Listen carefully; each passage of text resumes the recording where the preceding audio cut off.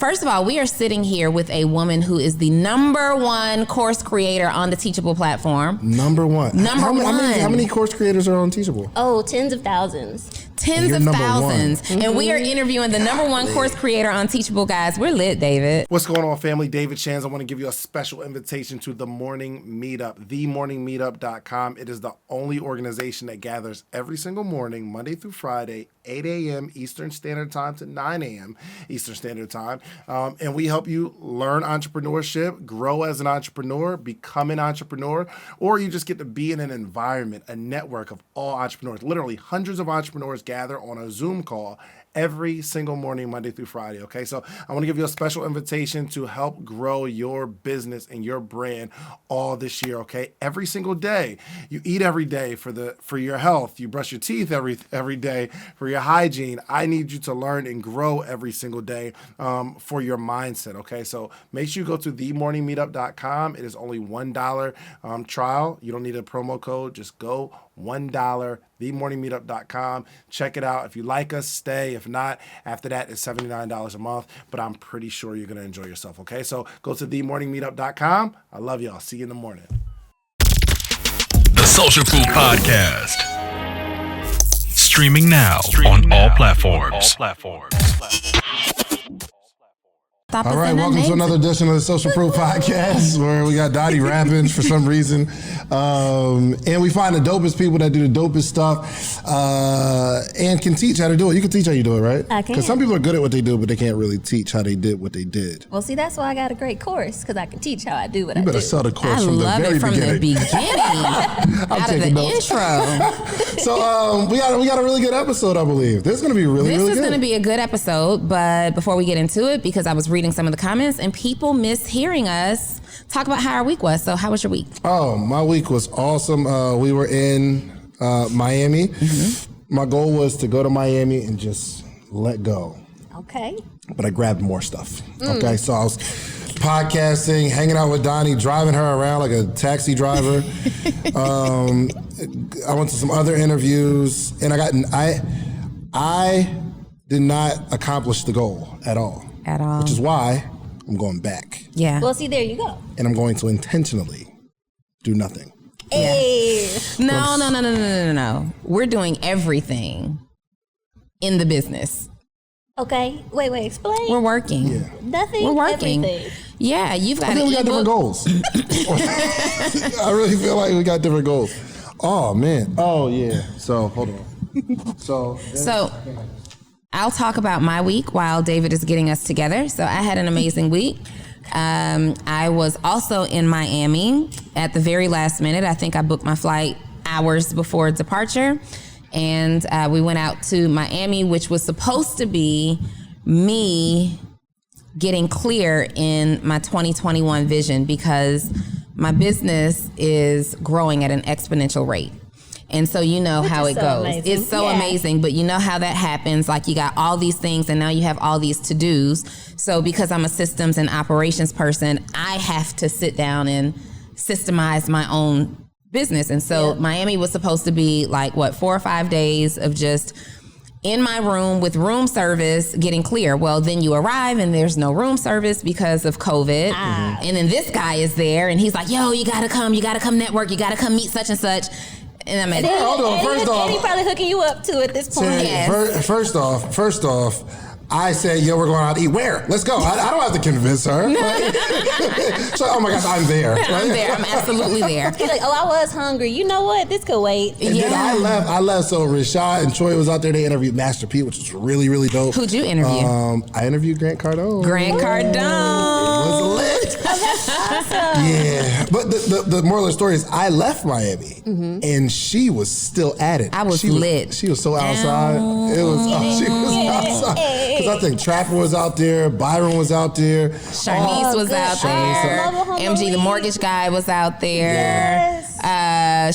There were so many people. I had my girl Sydney with me out there. Rashad, Troy, Mike, the whole Wild family. Spectacular was out there. CEO Maddie Marcus J. Rosier was out there. Marcus was there. We going Maddie J. My phone call. I'm like, are we going next week? We are. We're going next week. Yeah. And we're going again on the 18th. Yep. So y'all gonna go twice? Okay, I don't know. I think I I'm might just capping go right and now. stay. To be honest with you, Kat, I know Dottie and her Kat right business. now. In her sister's mind, she's not going 3 weeks in a row. can't. I know that. Terry, how was your week?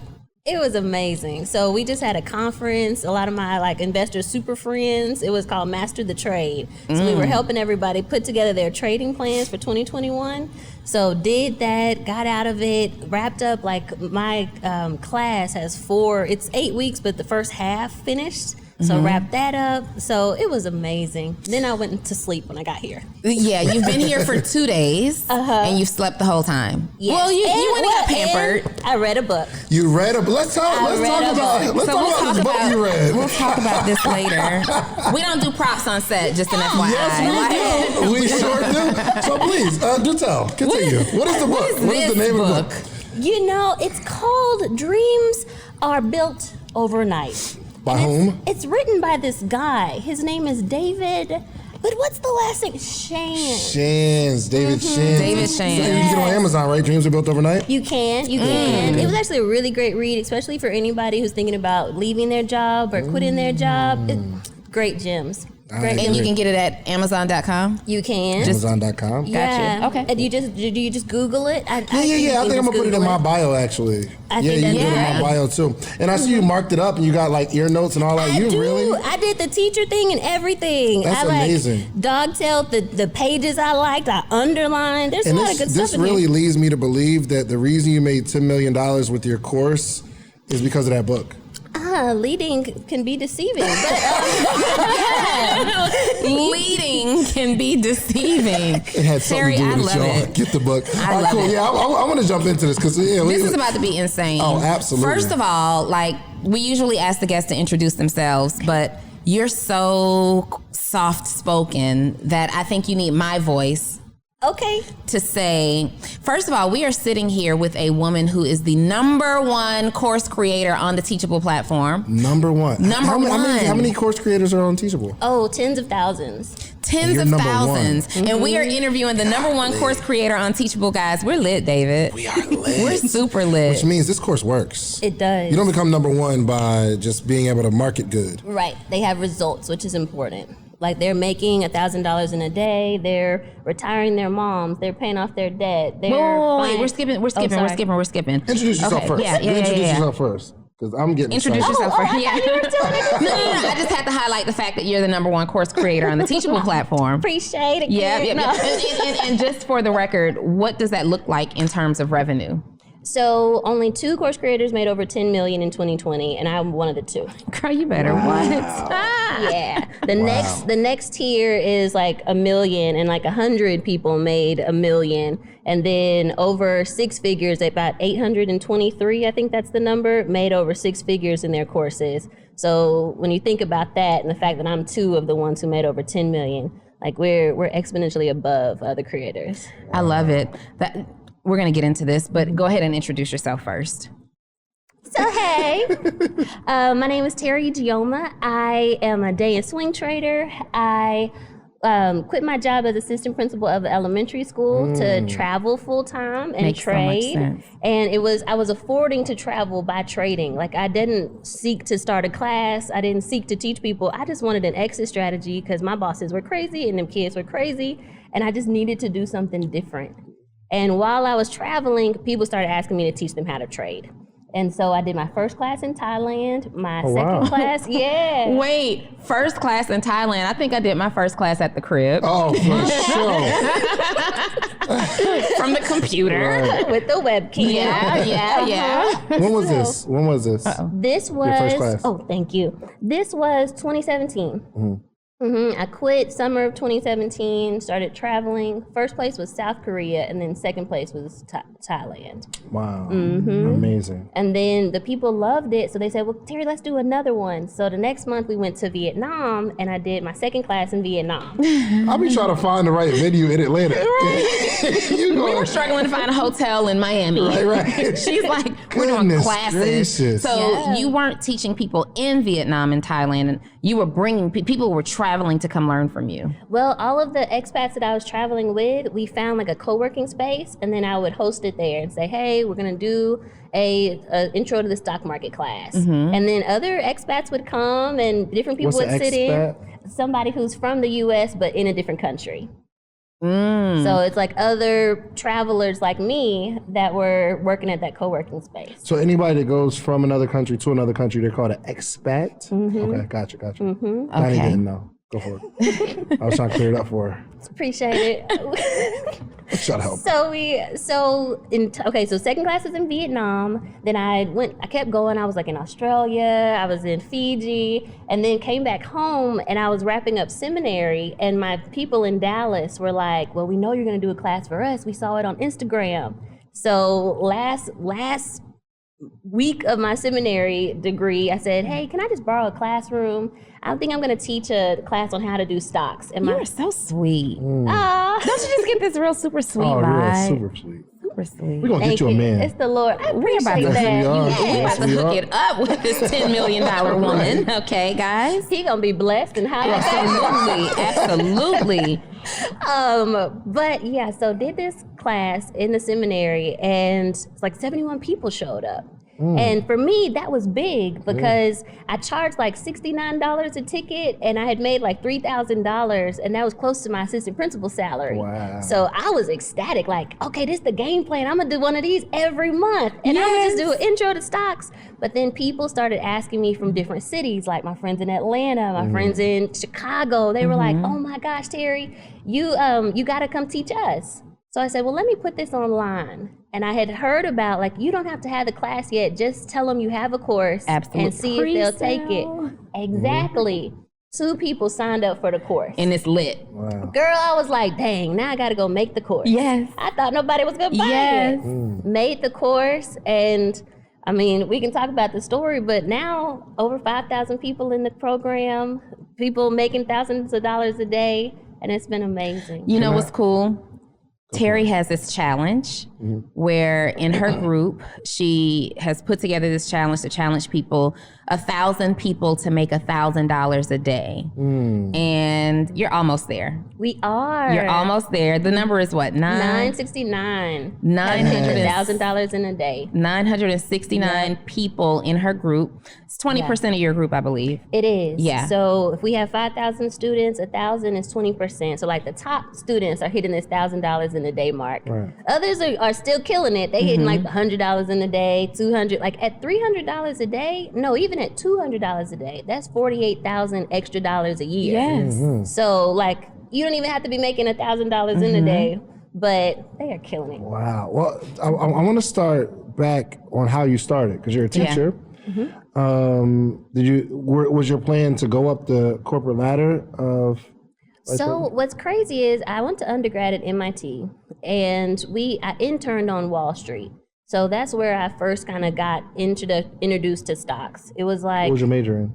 management. Management. Okay. I was gonna Business management? Yes. Okay. I was gonna be the boss of all the engineers because they thought they were the best, and I was like, I'm gonna manage you. But it's still great.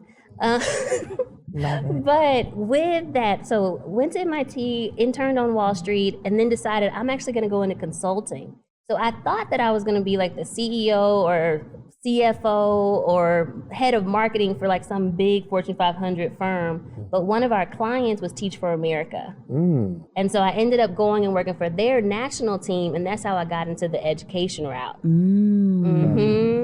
So like I had this kind of knowledge of business, knowledge of stocks, and I would trade on the side, but I was still in education, training teachers, then went into a ministry where I was overseeing the after school program, and then went into assistant principal of elementary school. How did you start trading though? Like how did you start to learn this skill? So great question. Around 2010, when the stock market fell, I was actually gonna go invest in some houses because I also loved real estate. And my realtor, he kept talking about how he was making so much money in the stock market. And so I started thinking, am I going to put $30,000 of like down payment into this house? Or should I put $30,000 into the stock market? And I opened like an E-Trade account and started trying to teach myself how to trade. Right. So that was the intro for me. Okay. And that was 2010. That was 2010. So was this gentleman your mentor? Nah, girl, he was just a realtor. He was just real, but did he help you to make your first decision in terms of what you would invest in?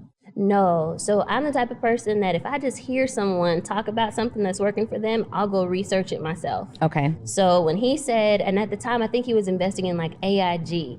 Oh, wow. Right? when the market Yes. fell. And so when he said, I have an E-Trade account and I'm investing in AIG, I went and I opened an E-Trade account and then started looking at CNBC and looking at Jim Cramer and trying to figure it out. Okay. This is when Apple stock was $99 and this is like before the several splits. So before it hit 700 and then split again, they were wondering like, will it hit 100? And Amazon was like $199. Wow. Yes. Wow. You bought Amazon at $199? So I didn't, because at that time everybody was saying, oh, nobody's gonna buy online. Like that's not gonna be a good thing. 2010. And so what was the very, very first stock that you invested in? I bought Cisco.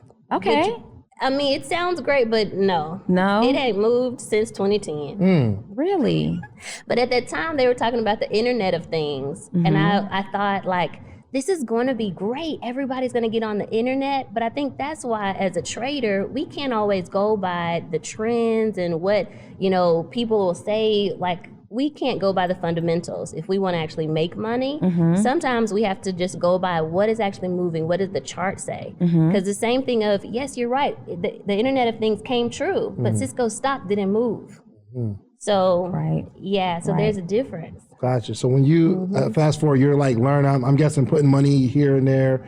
Were you just investing in stock long term, or were you trading at this point? At this point, I was trying to figure out how to make it work. And I also, I'm a full-fledged entrepreneur on all cylinders. So I also had like this real estate business, and I was helping teachers relocate every summer. Wow. I know, right? There's so much. But I would help teachers and get like $50,000 and $60,000 a summer, and then I would put that into the stock market. But because I didn't know what I was doing, I would lose most of it. Like I invested in Pandora. That didn't move. I lost like $20,000. Wow. Really? Yes. When you say you lost the money, does it mean like you tried to trade? I guess we'll get into it, but I don't understand how you lose. Because once you have the stock, right? But the stock can go down in value. Right. So like say I got in at $18 and then it goes down to $5. Well, I just lost all that money. Don't it normally come back up though? Don't it bounce? See, that's what they tell you, but not all the time. Not every stock is equal. Back then, like some stocks just aren't very good. Like Pandora went down to $3 and never came back up. But I thought, well, it's in cars and it's in TVs. So like, it's so important to actually learn how to pick good companies, because sometimes the trend won't tell you the right stocks to pick. Got it. Okay, so you're trading, learning. Yep. 7 years of this. Now you're ready to quit your job. How much were you making in the market or trading when you quit your job? Great question. So this is 2016 now. And my bosses are crazy. And I'm like, I need $300 to just replace my income. A day. Yep, $300 a day to replace my income. So I started trading. At first I was like, I don't know what it is about bosses. They just get real aggravating when you're making money. Oh, when you start making money. When you got a skill set. Your boss starts showing out. Right. When you're 1 foot out the door. And it's really nice when you have that, like, I wish you would. I wish you would. Right now, because I will leave. I ain't got to be here. I don't have to be here. And then they start sensing that you had it. I don't have to be here. Absolutely. I had a conversation, and one of the ladies was like, because they had heard I was taking these classes. Because when I got serious, I started taking stock classes. And they were like, so I heard you taking these classes. Are you planning to leave us? And I was like, maybe. And after that, I got an improvement plan. They felt like I wasn't committed to the company. And I was like, I could do both. I could actually trade and be here. Right. I've been doing that all year. Right. But when they know that you can do your own thing, it starts getting real hard. They apply pressure. Real hard. For sure. Yeah. So you're at your job and you're saying, listen, all I need to do is replace this $300 a day. Yes. This is 2016. 2016. So I took a class. My class was actually $30,000 a class. for learning how to trade. Wait, run that back. $30,000. You're on a teacher salary. Right. Well, assistant principal salary. An assistant principal salary. And Making you, what, 60? Yep, making 60. and so you not have enough. to drop $30,000 up front. I put it on a credit card. Your belief was that big. Yes. And see, this is why when people tell me like I don't want to pay for a class in order to replace my income, my thought is, well, your mindset about investing is already wrong. Like if you don't want to pay $5,000 to replace $60,000, that's a 1,200% return on your investment. But you don't even want to invest in yourself that much to.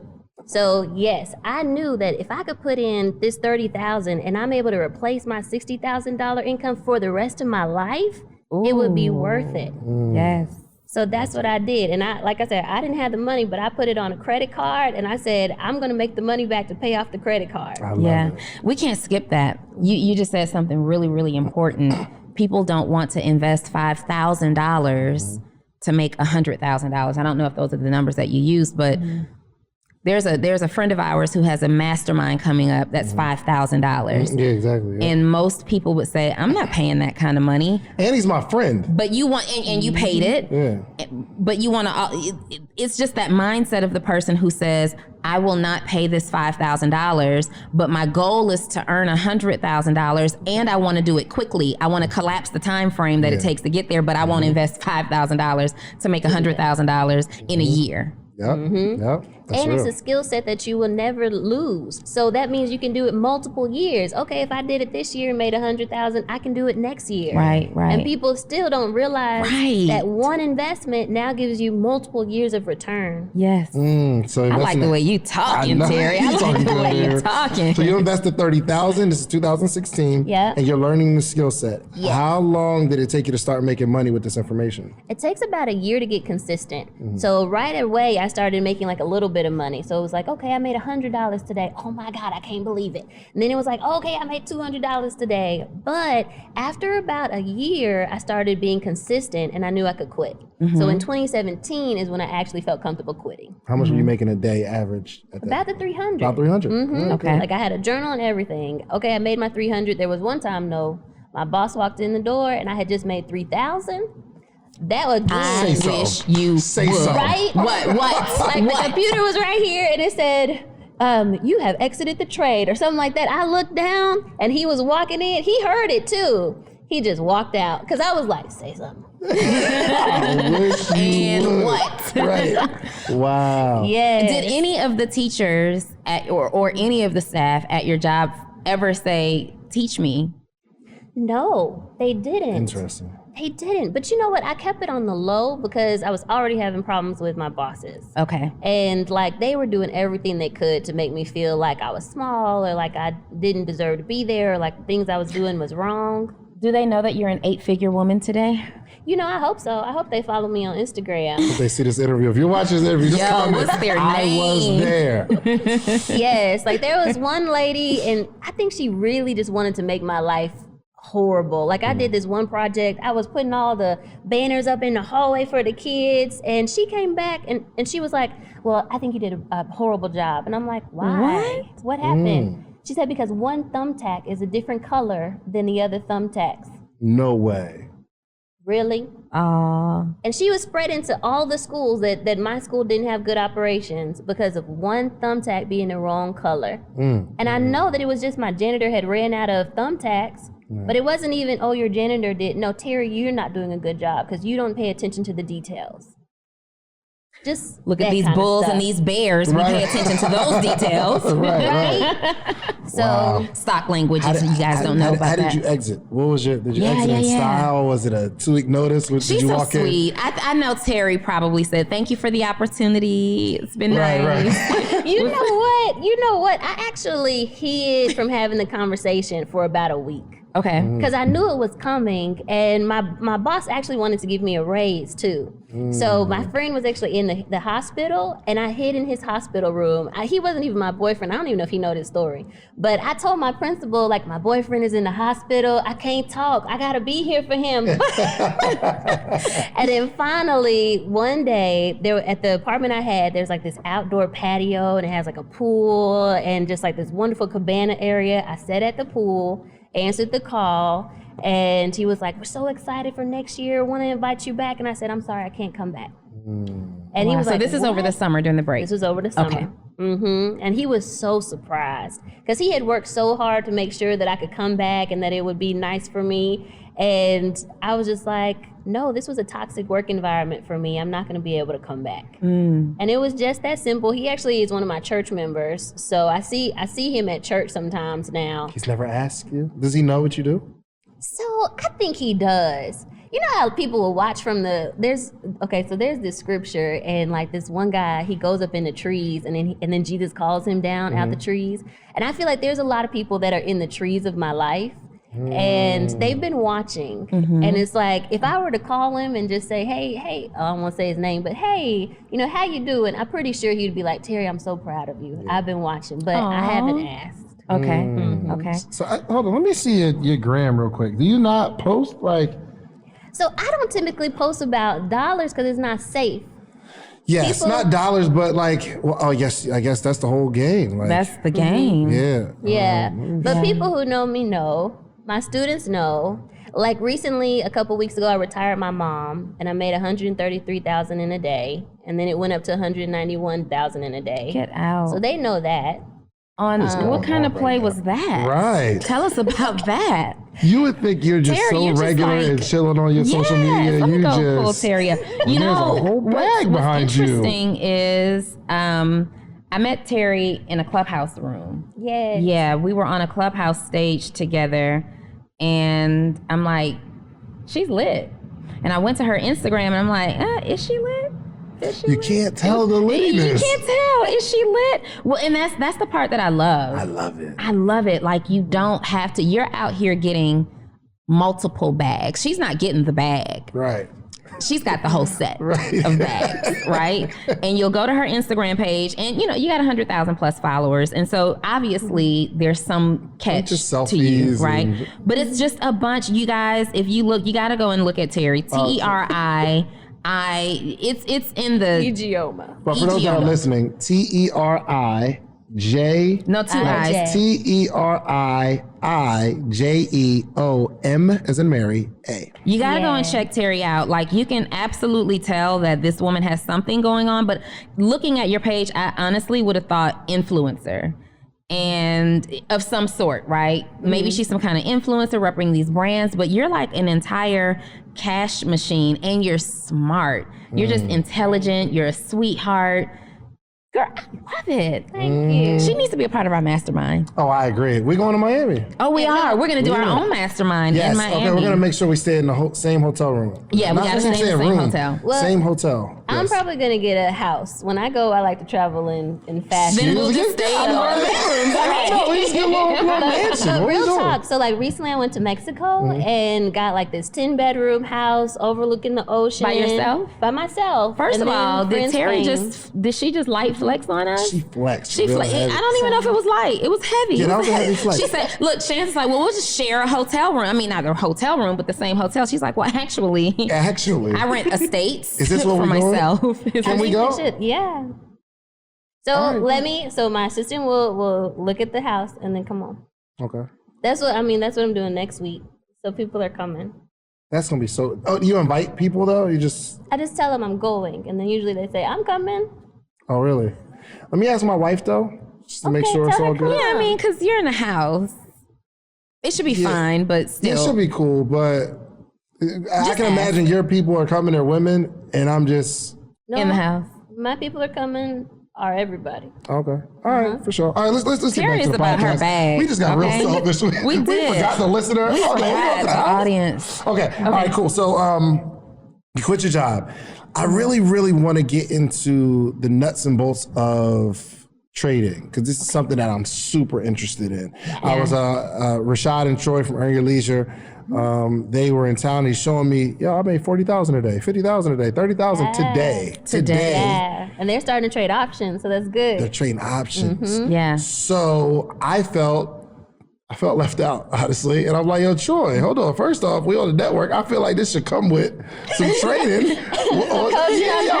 I need coaching. So, but yes, it's something I'm super interested in now. So walk me from the beginning. I don't know anything about this. What do I do?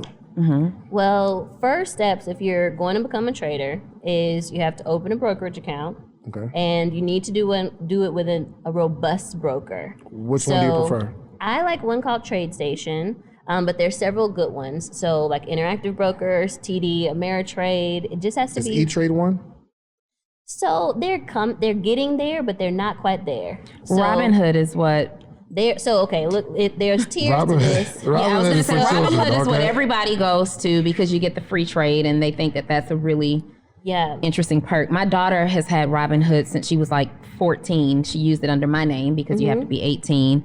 But I think, didn't they stop like this whole GameStop play? Right. So it's a couple things. Whenever there's a lot of volatility, oftentimes Robinhood will cut everything down, so you won't be able to get in and out of your trades. Also, when there is like this thing with GameStop or AMC, they wouldn't let people get into the trade, the retail investor. But the institutions could still trade. Right. So if you have like, the markets are moved by buyers and sellers. So if you have institutions that are putting in big orders, they're going to move the market while the retail investor is locked out. And then another thing on Robinhood is the entry times are a little slower, and the spreads, they make their money off the spreads. So like, say you put an order in to buy Apple and we'll just make up numbers, like at $130, and I put in an order to buy Apple too. On a more robust broker, I'm going to get it at $130. You might get it at $130.75, and you don't notice that that's that different, but they're making That's how they make their money. So when you say that, What was that? What was the? Because I'm downloading it now. Which one do you prefer? I like TradeStation. TradeStation. So you talked about, I'm downloading that too. You talked about something important because considering who our audience is. Yes, that's it. Oh, sorry. Considering who our audience is very important, because I would venture out to say that more than 50% of our audience is probably utilizing Robinhood. Yep. And you said something about them locking you out of your trades, so you can't get in and out of trades. And that's actually happened to me before, not in the stock market, but in the Forex market, where I couldn't get out of a trade because of my broker, and I'm just bleeding money, bleeding money. And so for a beginner investor who just understanding the psychology of our audience and knowing what they think, because I also work with another investor, Trapper. Yeah. Okay. Wall Street Trapper. Shout out to Trap. Shout out Wall Street Trapper. I'm setting my account right now, so because I want you to walk me through what I'm supposed to do. So go ahead. Knowing the psychology of most beginner investors. Number one, there's a fear associated with investing. People are scared to invest in this imaginary almost space. You're just putting your money out there. Yeah. But they also want it to be easy, right? And so Robinhood represents ease. What would be, for a beginner investor, beginner to intermediate, what would be the place that they should start in terms of getting a broker? Something that they can understand is user-friendly.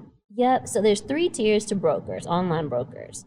One is the Robinhood, Webull, get in, it's easy, we'll explain things, but you don't have all the functionality that you need to really be successful. Okay. Then there's the middle tier, that's the E-Trade. We give you a little bit more functionality, but our customer service might not be as robust as you really want if you're going to be a day and swing trader. Then there's the higher tier, the Interactive Brokers, TradeStation, TD Ameritrade. They are built for brokers, or they're built for traders. So the things I love about them is our entry times are faster. We're able to do multiple entries and exits. So like I can program my trades where I know exactly if I lose how much I'll have and if I gain how much I'll have. We call it set it and forget it. You can do that with TradeStation because they let you do 2 exits. But you can't do that with E-Trade, Merrill Lynch, none of the others, because they only let you have 1 exit.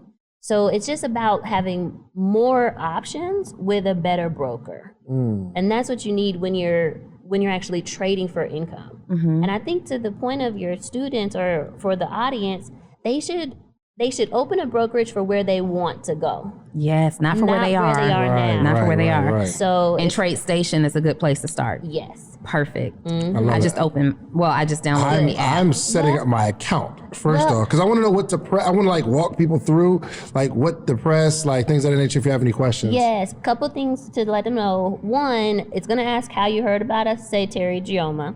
Okay. It just says friend. It just says friend. It doesn't say my name. See, it says how did you hear about us? Oh, maybe you have to send me a link. See, it just says friend. Keep going. Here I am. Oh, how you get on the? Oh, you're on the Hold on, Finn. referral Hold on. list? Remember, Is this your company? no, Keep it on it. it's not my company. How did you And do tell that? you the truth, if I do switch brokers in the future, I don't know when this podcast is coming out, I might switch broker partners.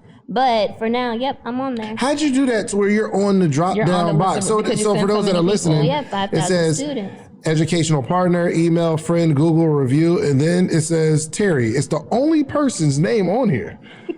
How did you do that? Well, we have so many students in trade and travel that we've made it super easy for them to go ahead and get started. And for our students, they've been great. We have our own partner at the broker. So when our students are opening their accounts, we can call someone directly. Then they've also lowered some of our fees. They've been a really great partner. Oh my So goodness. you're an amazing affiliate. Freaking boss, man. This is sorry. crazy. And it automatically does the promo code, so that's amazing. You know Yeah. what's interesting, Shans, is because you're such an amazing affiliate of my brand, when people learn when I ask how they hear, your name pops up. It's a default. Does it really? Oh wow, I'm a default. You're a default. Oh, You're a default. This is amazing. All right, cool. So I'm setting my and account. I should, for law purposes, I should clarify. They're not a partner, but we have so many students come that they've went ahead and put my name on. Gotcha. So I do it as an individual, joint, or IRA? Just individual? I'm an You do individual. it individual, but there's a couple things that I want you to make sure to check. It's going to ask you what type of account. Instead of doing a cash account, you want a margin account. Okay, margin account is already, so I got margin account and then options trading, right? Did you already go So through do I and have put your name to? in? Yeah, I did all that. I put my password, set my joint up immediately. All right, so a separate account is required to trade each asset class below. Do I click crypto too or no? I think yes. Okay, They just have click- some really cool stable coins that give 4% interest. So your money is in there like a savings Okay, wait. account. Hold on. Everybody go to the app store in your phone and let's go ahead and do this since we're walking through. Download TradeStation. Download TradeStation. Okay, pause the video. This is a class right now. We're going into class. Y'all want some action steps? Let's get your brokerage account set up. We're about these execution steps. Download TradeStation. So you're going to go in and you're going to enter your information. Pause right here because we're going to keep going. How'd you hear about us? Now you should be back. You should be back. Scroll all the way down under the how'd you hear about us, and we're going to select Teri Ijeoma, and then you're going to enter your login and your. That's not a valid username. Is it just a name? Whatever your Yeah, whatever username. I put my name in there. Okay, so we're going to do that. Enter So your password. while you're doing that, go to the next screen. It's a individual. Just click individual. Click Well, all Shans, four you're of them. you're moving. Crypto, equities, options, futures, and future options. And let me tell you what the difference is between individual and joint. So my mom, when she retires, like if I were to pass any money on to my mom, if I just give it to her outright, then she'll have to pay taxes on it. But if I do a joint account with me and my mom, then she has access to that account if anything were to happen to me, and she won't have to pay taxes. Oh, so I should put my wife, right? Joint? So so you can do joint if there's a family member that you want to have attached to that account. Okay. And these are things though that you can set up later, but I just want to explain what that is. Rights of joint survivorship. would be or so I could put my tenants. daughter. As long as she's over 18. As long as she's over 18. Okay. Yep. She is. And it has rights of survivorship or tenants in common. Rights of survivorship would be like if you were to pass away, then they would have everything. Okay. Cool. All right, cool. So, we're setting this thing up. I'm excited. Yeah, we're doing it now. So all this is in your class as well? Your course? Yes, all the setup is the first step. We do it week 0 setup. So there's even more after this. This is like just the beginning. This is just the beginner, and that's all we want, because then we're going to encourage people to go and get into your course. Cool. Georgia. This is dope. We need an affiliate All right, cool. link. As we're 100%. Yes, there will be an. Oh, how did I went out and then came back in and Everything's gone. maybe I'll just log in. Yeah, try to Okay, so log you in with said your you. username. So you guys, where we are right now is on the next page where you are selecting individual, I know joint, or somebody watching IRA. this is over it. Like, right? yo, where's the interview? Okay, so individual is just for you. This is the interview. We're in a live class. We're individual, and then joint. You want to select that if you have someone that you want to place as your beneficiary, so to speak, someone who can inherit this money that you make. Yeah. Then you'll go down under what type of joint account would you like to open. Rights of survivorship if you chose joint. Now you want to enter your joint account holder's information. Yep. What would you like to trade? Go ahead and select all 4 boxes. Yes, Crypto, select all of them. equities and options, futures, options. Then we're going to go down under equities account settings. I didn't get to do that because my joint left. How do I do like the risk tolerance and all? Or does it matter? Well, let me tell you some things about this because this is important.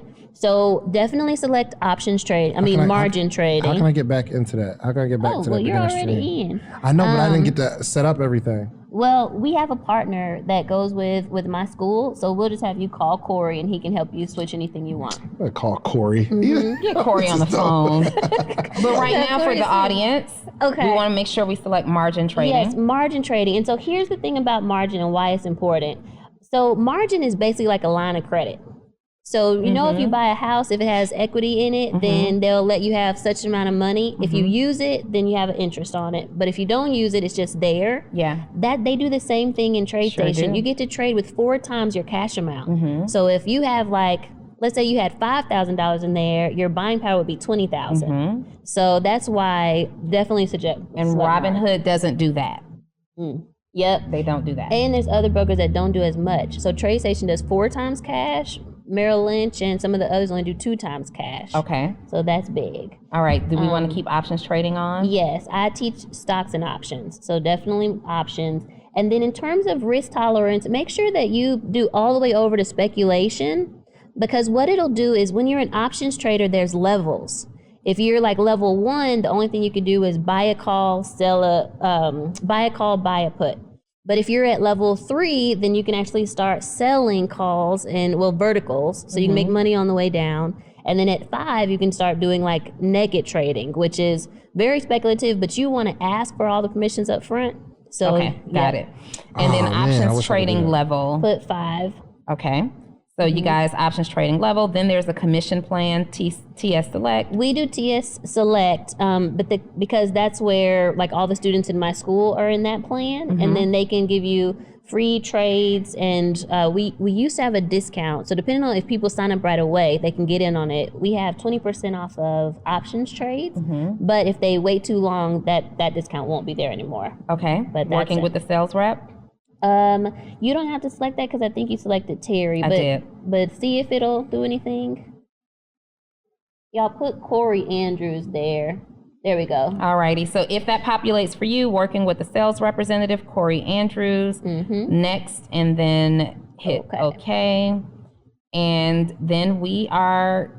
Well, then you have to do more. And we probably should. Yeah, we we'll don't let have to this do go. all that. Yeah, so then you got an account established, and you'll go in and enter your personal information and then set up your banking and all that stuff, I'm sure. Yes. All right, so you guys, you just got your very first lesson You in set trading up the live. options. Let's give him a round of applause. You done set up the You trade got options. those Did the broker first account step. set up. But really, that is the first step. And people are always wondering, like, well, what do I do first? Open a brokerage That's account. the first step. And then It was fund so it. easy. It's so important because a percentage of you who are listening to this, including I want to buy us, something today. Can I buy something today? we can. You well, can. I mean, if you're in a different broker, but once you No, get I'm that saying set like, up. say I fund this. Would the money be It available? takes a little time to fund Okay. because you have to put at least $500 in the account. So it can take up to 2 weeks for the account to Gotcha. work. Okay. All right. Cool. So this is the first.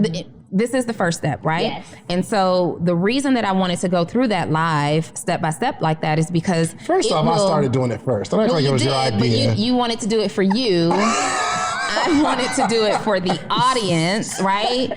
Look, as much trash as they be talking about me, I'm looking out, right? I'm looking out. I was very selfish right there. I wanted to do this for the audience because just that simple step, because now do you see the level of excitement? Me and Shan's both have trade accounts. We both have brokerage accounts, right?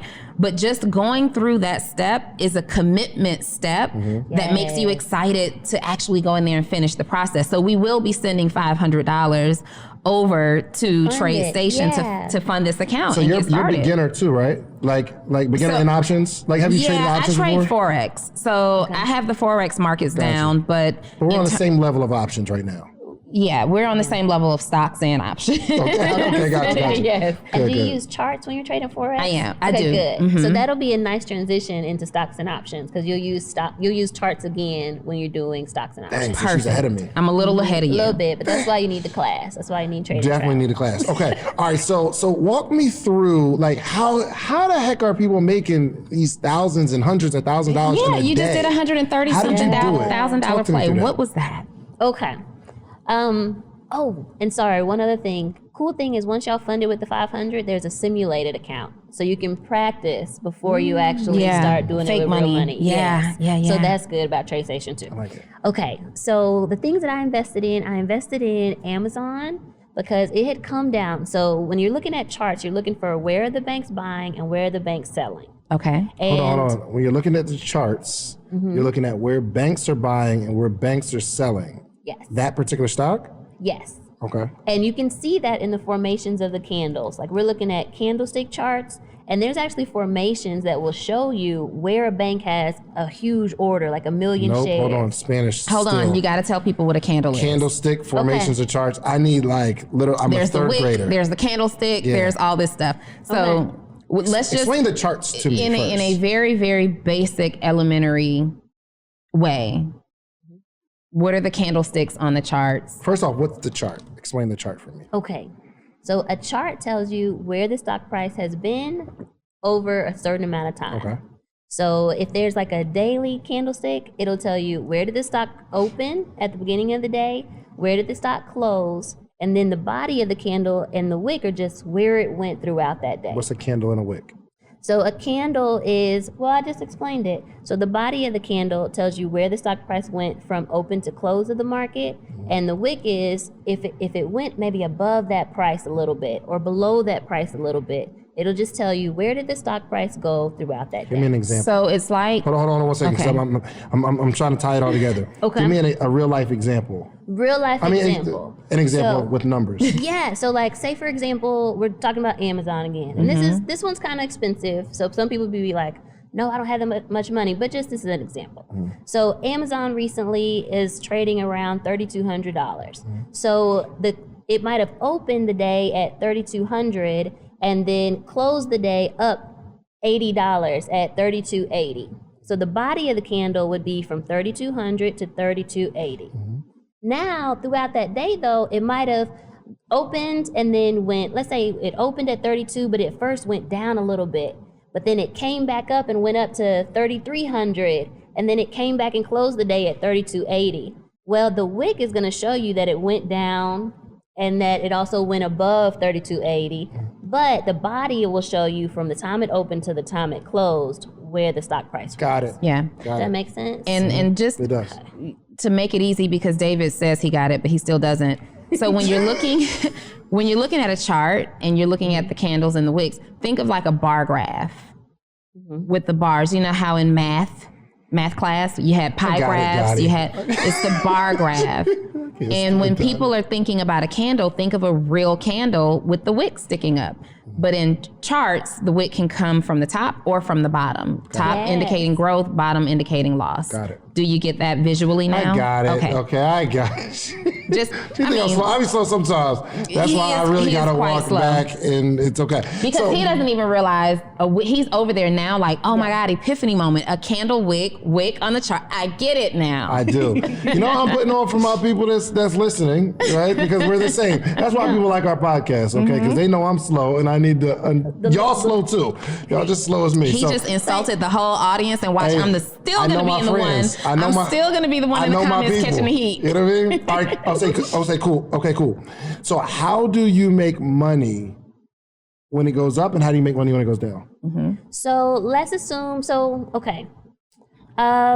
Netflix earnings. So I made $25,000 the day of Netflix earnings. I should have made more, but I just made 25, which was okay. Just made 25 that day. Oh, okay. But so let's say Netflix opens at, again, I'm making up numbers right now, so let's say Netflix opened at $300, and then after earnings, it went up $90 per share. After earnings, after they released the earnings. Yep, after they said, we did a really great job and we don't need any more cash, we're gonna be able to fund ourselves.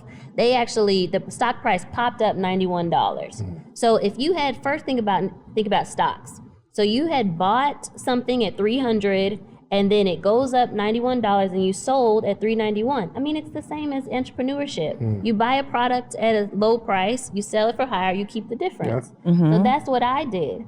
Only thing is that options is like having, one contract of options is having 100 shares at a time. So instead of just making that $91, I made 91 times 100.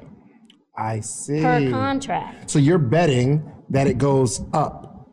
If you're doing calls. And you're doing calls. Okay, gotcha. So what you'll go in and say is, okay, I'm guessing that today Netflix is going to go to $400 or 300 and let's say 91. Yeah, so 390 or 400. I'm betting that it goes to 350, right? Okay. If it goes to 350, then I make my money. How do they calculate how much you make? So it's going to be what you make minus what you paid. What you make minus. Okay, gotcha. Okay, so you'll get to keep that difference. Yes. So if you're betting that it goes to 350, but it actually goes to 400, it's the same math. You just. Okay, gotcha. Yep. So I can say I bet that it goes to 310, and then I'll make whatever is above the 310. So you're trying to make options into some. So are you thinking options or stocks? Options. So the answer is yes, and you also have to think about timing. So there's a little bit more to it, but yes. Walk me through it. Okay. Well, first, when we gonna talk about my story? But that's okay. We're gonna get into it, I promise. Okay, so in options, you have to think about it like a real contract. You're not selling stocks, you're selling contracts and options. So a contract, think about it like a house. When I have a contract for a house, I have what price I want to pay for it, and then I tell them the expiration, like when the closing date will be. Okay, so there's like a couple different pieces. You say, okay, I want to buy this house for $300,000 by in 1 month we'll close. Right. And we have the close date. And then I have to pay like a certain amount for that option is to keep the close out for a month. So usually sometimes, I don't know if y'all do this in Atlanta, but in Texas, we have options where if you want to get out of the contract in 2 weeks, you can pay $200 and get out of it. Y'all don't have that in Atlanta? Okay, well in Texas. Not that I'm aware I of. wouldn't know. Okay. Yeah. But the thing is, you have this contract to buy the house at a certain price and at a certain date. And now you have a contract. Now think about a wholesaler. A wholesaler might then take that contract and sell it to somebody else and say, hey, I have this contract, but will you pay me a certain amount to take the contract over? That's what you're doing in options. You're not selling really the stocks, you're selling the contract. Now the contract will get more valuable if the underlying asset gets more valuable. So if Netflix gets more valuable, your contract gets more valuable. Just the same way that if that house, all of a sudden they say, okay, we're building a Whole Foods near us, that contract gets more valuable. Yeah. That's what you're hoping for. You're going to sell this contract when it's worth more money. Gotcha. Now it gets less valuable when the time starts expiring. So when somebody says, I got this wonderful house, but you got to close on it tomorrow, then you don't want to pay as much because you don't have as much time to let that really materialize. So you also have to think about time, and time will make contracts less valuable. So that's kind of how you think about options. I have a contract, and then I just want to sell it when it gets more valuable, and I want to let it go when it gets less valuable. Gotcha. And you can it's true in the reverse where you're betting that it's going to go down, and that's called a put. A put. Yep. Okay. Gotcha. This is dope. A put would be like, you know how you have a car, as soon as you drive it off the lot, it gets less, like it loses value. Yeah. So a put would be, I make an agreement with the salesman that says, hey, you know, I'm going to take this Lamborghini, and how much do Lamborghinis cost? I wouldn't know. I Let's don't say know 200. either. Let's say It's about 300,000. 250 to 300,000. Okay. So let's say that I'm thinking of Neo right now. I'm like, let's say Neo goes to the lot and he Gets another. Right, get another one. Right. He's liable to get another one. He goes to the lot and he's like, look, I want to test drive this, so let me come back to you in 2 weeks, and can I give this back to you for 300,000? Even though we know that it loses value once it gets off the lot.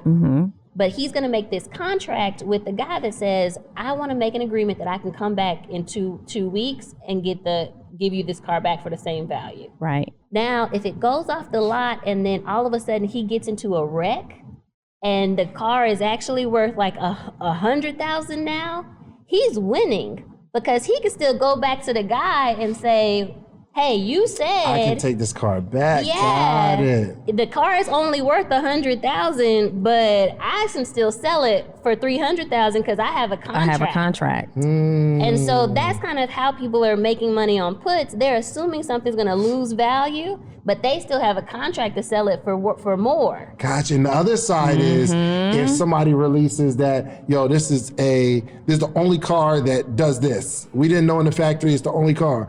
And then an announcement goes out, that car now is worth 400,000. Right. But I can only go back and get 300. And see, that's when you would, somebody would just keep the contract. They wouldn't go back and execute the contract. It would just be worthless, and they'd say, hey, I'm gonna just keep the car because it's worth more now. I could sell the car on the open market for 400,000.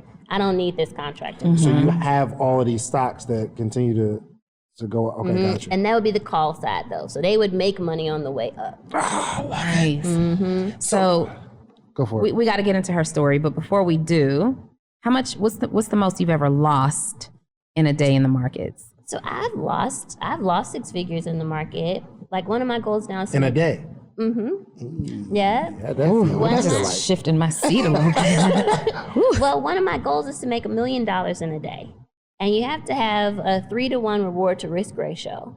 So if I want to make $1 million, that's 3 times what I'm willing to risk on the trade.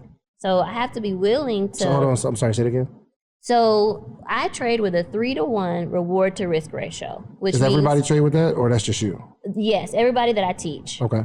Some people trade with even higher reward. Oh, to you can risk trade. ratio. You can pick your reward ratio. Yeah, this is Got a it. formula. So once you're looking at the chart, we can actually determine what the reward to risk is on that trade before we get in. Okay. And then we can say, okay, if it's only 2-to-1 reward to risk, I'm not going to take the trade. Okay. Or if it's 5-to-1, I'm going to take this trade. Okay. So for me, the lowest I'll go is the reward has to be 3 times what I risk. So break that down. Give us some numbers. David's So- not keeping up. So say I for- got it. I got it. I'm ready to buy something. He I'm wants to ready. go 5-to-1 right now. But let's give some numbers. So Okay. you put in $100,000, or in the case of you wanting to make $1 million, what's your entry investment? So if I want to make $1 million, then I have to be willing to invest 300,000, so that my return will be 3 times the 300,000, which is 900,000. Right. So there have been times where, yes, I lost 300,000, but I knew that the trade was worth it, because had it gone in the correct way, I would have made 900,000. So there have been a couple times where it was like, well, How do you react to that? now I don't react at all. Oh, It's just is what it is. I Okay. did my work up front. I calculated this is the right stock. I looked ahead of time. I calculated the reward to risk ratio. I know that I got in at the right time. Like, that's like a trading plan is really important for this. yeah. So if I've done all the steps and for whatever reason it goes against me, then that's okay, because I know another one will come along and it'll go right. Amazing, amazing. Okay, so this is so phenomenal. Anybody can learn this. Yeah. it's really not hard, but you need someone who's already good at it and who knows what they're doing. What I see right now is a lot of people jumping into the market and they don't really know what they're doing. And they just assume that, okay, because I can open my Robinhood account, I'm gonna just jump in, or my friend told me to do this. But no, there's a system to this. Like, we have risk management in place. We have like charts, like it's formulas. Like, when you learn the formula, then it's something that can click easy. The biggest mistake new investors make when they go in? I think I know it, but I want you to tell me. I think two things. One, picking the wrong stock. Okay. Like, that's just, sometimes we're loyal to stocks for no reason. Those companies aren't loyal to you, so stop. Also, with risk management, not having an exit strategy, not having stops in place. So there's a way to protect yourself from losing. It's called a stop loss. Yep. And you can put that in so that if the stock goes down or against you, it'll take you out the trade. Yeah. But people don't put it in. They get nervous, like, well, it's going to get me out and I'm going to lose money. That's the point. It's supposed to get you out So you to can protect control. you. But the reason you don't put the stop loss is because sometimes it'll go down and then shoot back up. But if you don't let it go down far enough, then you really can't capitalize. Yes, but the problem with that is that just means you did your math wrong on the front end. So if you get better and better at putting the stops at the right place, then you don't have to worry about that. Yep, it's one of those things like, so if every time you go outside, you usually slip and fall, and then you say the next day, well, I don't want to put a mat out there because I might not slip that day. Like, no, like you need to protect yourself. Listen, a stop loss is important. When I started trading Forex, I had that same thought. Like, when I learned what a stop was to do, and I experienced miscalculating where to put a stop loss, and it hit that stop loss, took me out of the trade. I lost. It minimized my loss, right, to what I was comfortable with. So you get to decide up front how much you're willing to lose. Well, then I started to see other investors not use a stop loss, and they, but they also are dealing with a larger entry amount than I was. They have more money. Right. And so it would go down and shoot back up and they're winning. So I stopped using a stop loss, right? And in the beginning when I was trading, I was scalping the market. Okay. So I was sitting at the computer, meaning I'm going to jump in and I might jump out in 5 minutes or 15 minutes or 30, but I'm watching it because I just want to make $1,000. So as soon as I hit $1,000, I'm out, right? Because you got to set a goal, right? And I think that's the number one. People don't have a goal, and they get the 1,000 and they're like, I'm going for 2, I'm going for 3, and you get greedy. Anyway, so this one day I don't have a stop loss set, and I'm moving and I'm trading. I decide to get up and go take a shower. Came back to the computer. Came back to the computer, and it was a $6,000 shower. I was ready to quit. I'm done with this. I am out of the markets. I am never trading again. And then my mentor at that time, my trading mentor, said, nope, you got to jump right back in there. But now you have to be smart. Now are you ready to learn? Right. Yeah. I love it. It's that one time where it goes wrong and you're like, I was sick. I should have had. You're sitting over here talking about losing $300,000 in a day. And I would have been, I don't know what I would have been ready to do. Where was your stop loss at? I didn't have one. So there are times where I don't do it right either. And I think that's why I'm such a good teacher, because I've made every mistake. Wow. I've made every mistake. I've had She said, where was times. your stop loss? Right. My risk management plan wasn't there either that day. And it was just kind of like, I know this is going to go right. I know this is going to work. I sure did. Yeah. Because you know what? Like, at that time, I had been making 6-figure days. This was actually 2020. So I had Six-figure just days. But then you got emotional. Right. You started emotional trading. Exactly. And you can't have emotions. It has to be disciplined and stick to your And plan. data. But sometimes we get a little arrogant, like, oh, I got this. I know this not going to go here. I don't even got to look at the chart today. Yeah.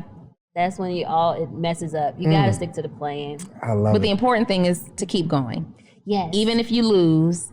So, like, my very first huge loss was in Thailand. At that same time when I was doing the class, they had this, like, festival, and we, like, lit lanterns. It was beautiful. But right after that, I came, because the market's open at night in Thailand. Okay. So I went to, like, a random seat. I was outside. Everybody else was doing their thing, but I was like, I got to go to work. So I opened my phone up, and I went to work. I But I looked and I had lost like $20,000. And by the time it was over, I lost $26,000. And this was back when I was just coming out of education. So I didn't have $26,000 to lose. I remember I had put like $30,000 to pay for classes on my credit card. And like this was like all my savings. And I remember calling my mom bawling. And I was just like, I don't know what to do. I'm quitting right now. Like, I can't do this anymore. And her response was, but baby, if you quit right now, how are you going to get your money back? Ooh. Come on, mama. Yes, mom with the word. With the wisdom. I did not think she was going to say that. I thought she was going to be like, see, I told you. That's why you didn't need to be over there anyway. But no, she was like, how are you going to get your money back? And so I'm glad your mentor told you the same thing. Yeah. Like, stick with it.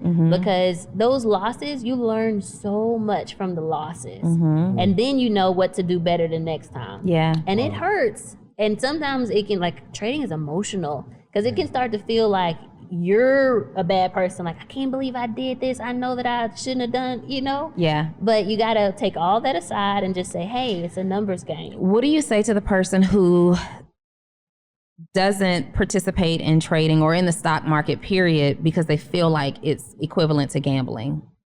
So it's not a gamble if you know how to calculate your reward to risk ratio and do the risk management ahead of time. So when I take a trade, I know that there is a 75% chance that this is going to be a profitable trade. So when I'm able to calculate like that, it's no longer a gamble.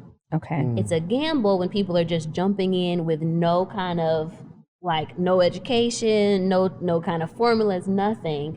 Then they're just kind of betting and seeing where the wind falls. Is that what you do with your group? Like you tell them what you're going to be trading, or? No, I'm not. So they call that like a copy trader. So I don't tell them what to trade. I tell them how to trade. So I actually teach them, okay, this is how you read the chart to know where to get in and where to get out. This is how you put in your reward to risk ratio. This is how you put in like your quantity size. How do you calculate that? Because when I lost in Thailand, I had 8,000 shares. So even if it went down $1, I already was down 8,000. And it went down several dollars. So I was completely out, but it was because my quantity size was wrong. Gotcha. So I teach them how to do all those things in my trading plan, because I have like 7 steps that I do every time. And then they're able to follow that plan. Actually, in your book, you had a sentence that said, real success is when you're able to teach someone your strategy and then they can actually be successful from it. And so I think that's what's happening with my students. Like, I teach them my trading plan and then they can tell me what stocks to look at. Wow. Let me ask you, just as the person, because you seem like this indestructible woman, you got it figured out. What are some of your major fears? What are you afraid of? Fears. There's a scripture in the Bible that says, like, I think it was Paul who said it. He said, I would hate to go to heaven and then be ineffective and inefficient. And I have to find the scripture for you, but I think that's one of my biggest fears. God gave me such a gift. And if I go to heaven and he's like, Teri, I gave you this gift, but you were ineffective with it, or you were inefficient with it. Like, I want to make sure when I get to heaven, he does say, well done, my good and faithful servant. Like, you did that. I gave you a few things and you made it many. Like, that's my goal. But the fear would be on the flip side, to not maximize it to the fullest. Yeah, I love it. And I think what shapes us all, who we are today, has a lot to do with, like you said, like your story. What are like some impactful lessons that you learned that created this amazing woman that you are today, would you say? I think one lesson is from my grandmother. So when I was working at the school, she used to tell me every day, and I'm not even a cusser, but I'm gonna say this because this is my granny said it. Leave it out. So It's okay. she was like, You don't have to use it. You better tell them. No, what did she say? You better go in there and tell them to kiss your bleep. And she was like, don't ever let anybody let you feel like you're less than what you are. And I think just my grandmother, like, I was raised by a single mom and my grandmother, so 3 generations in the household. And my mom was always the, like, cautious, more fearful one, like, you can't quit your job, you gotta have insurance. And my grandmother. Based on what she told you, like before, that's why it shocked you. Like, right. Yeah. I think that was a God thing. I think the Lord told her to tell me that because she would not normally be the one. She would have been the one like, well, come home right now. Right. Well, you know you can get another job. You haven't been gone too long. Maybe they'll let you come back. Like that's usually like where like her MO. But in that moment, that wasn't it. she don't even talk So like that. she was just like, you got, how you gonna get it back? That was a God thing. But my grandmother, maybe she was embodying my granny. Because my granny is like, you God's child. You can do anything. Yeah. Girl, you better go. Yeah. Tell them kiss your, like, just walk out. She's like, walk out today. So I think that's a piece of me now that's like, you know what? Like, at the end of the day, God's got this. This is his plan. You are his child. So there's nothing to be afraid of. Even if I get on a plane, like I usually get afraid, like that the plane's gonna crash. And she's like, and if I were to embody her, it'd be like, girl, this plane ain't gonna crash. God got a bigger plan for you. He got stuff for you to do next year. So you're gonna be fine. Yeah. So I think that's where like, I think I have like a humble confidence, but that's where it comes from. It's so important to speak life into yourself and speak life into your children. Yeah. Because we think they're not listening, but like you said, like this was, years ago. You just remember your grandma growing up being this voice, and we always have to have these voices in our head. You know what I mean? Like, so I had a conversation with Donnie, and we both came to the realization that I'm not a businessman. But the cool thing is, because I just want to do cool stuff. I just want to do cool stuff and have somebody that really knows like business like that. He's do a the business visionary. stuff. Yeah. Okay. He's a visionary. But the conversation that we had, it really stuck with me, allowing me to at least understand where I am and say, yo, I need to get smart. I need to just step by step, piece by piece, what am I going to do? So I think that's important, having that circle of people and voices in your head. But you have a vision mindset. I mean, a business mindset. It seems like you're always thinking through like the numbers and like how to make money off of something. I do. So. But the execution of it, Okay. really, and this like, honestly, I think God has blessed me tremendously because I just walk. Yeah. And like the things align and things work out. I don't necessarily know it all. I dated this one girl. She was just appalled at how many words I didn't know. Like she'll say some stuff. I'm like, what's that? Say it again. Say it one more time. What's that mean? Right. No, Shans is a visionary. So he sees, you have three types of business people. You have a visionary, you have an integrator, and then you have a very small percentage of people who are both. Right? So your CEOs are typically a visionary. They're typically the person who sees the vision and they can tell you, what they want it to be, and they can show you the big picture. They can even show you some of the small picture on a large scale. They're high level, super high level. Your integrator is someone who can take that vision and create the plan. Put the details in place, put the systems in place, put the processes in place and the procedures in place, and they can both execute and delegate to others how to execute, right?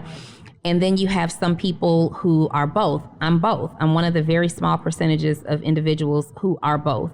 So in my business, I am the visionary and the integrator, but for my clients, I am typically their integrator. Right. And so Shans and I and Jamie were having that conversation. Jamie was like, Donnie needs to be your integrator because, this, that, and the other. Shans, when you have a person who is solely a visionary, they become overwhelmed with the integrator's role. So Shans becomes like overwhelmed in the execution of it all. He can tell you what to do. He can tell you what it should look like. All this should be here and, this, that, and the other. And this is how it's going to go. And this is where I want to be in 3 years and 5 years and 10 years. I see it, but that's your sound. Yeah, that's your 100%. sound. How are we going to get there? Right.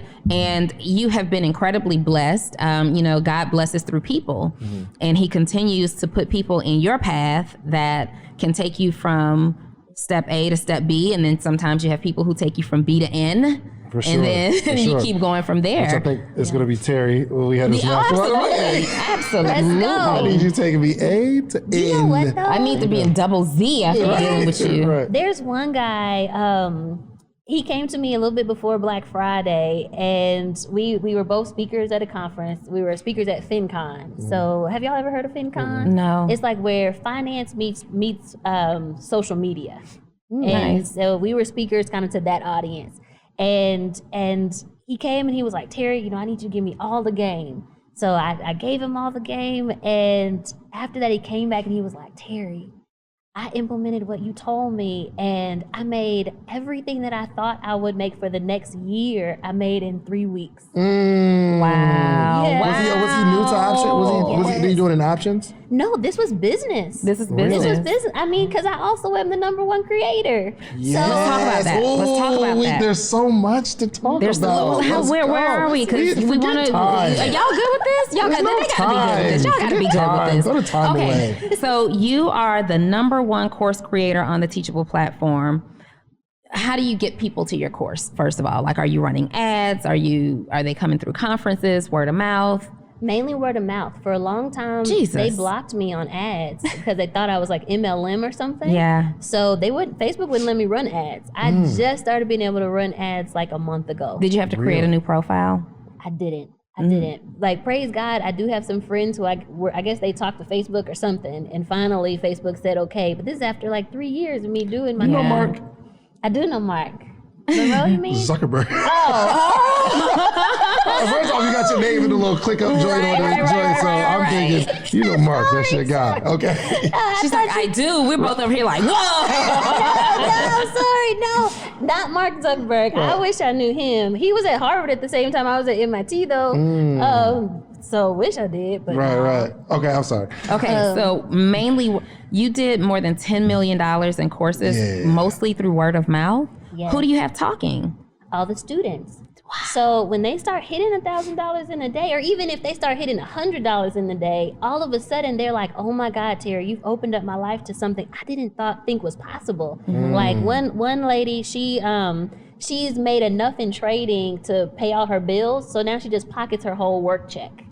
Another one, like several of them, they got sick during COVID and couldn't work, but they were still trading and made good money. Another one, she's like, yeah, me and my husband, our account is up 80,000 and we're gonna start sponsoring kids for scholarships. So like they talk. And then everybody around them is like, let's take the class. And then so it's been a big word of mouth thing, but then also partnerships are really important.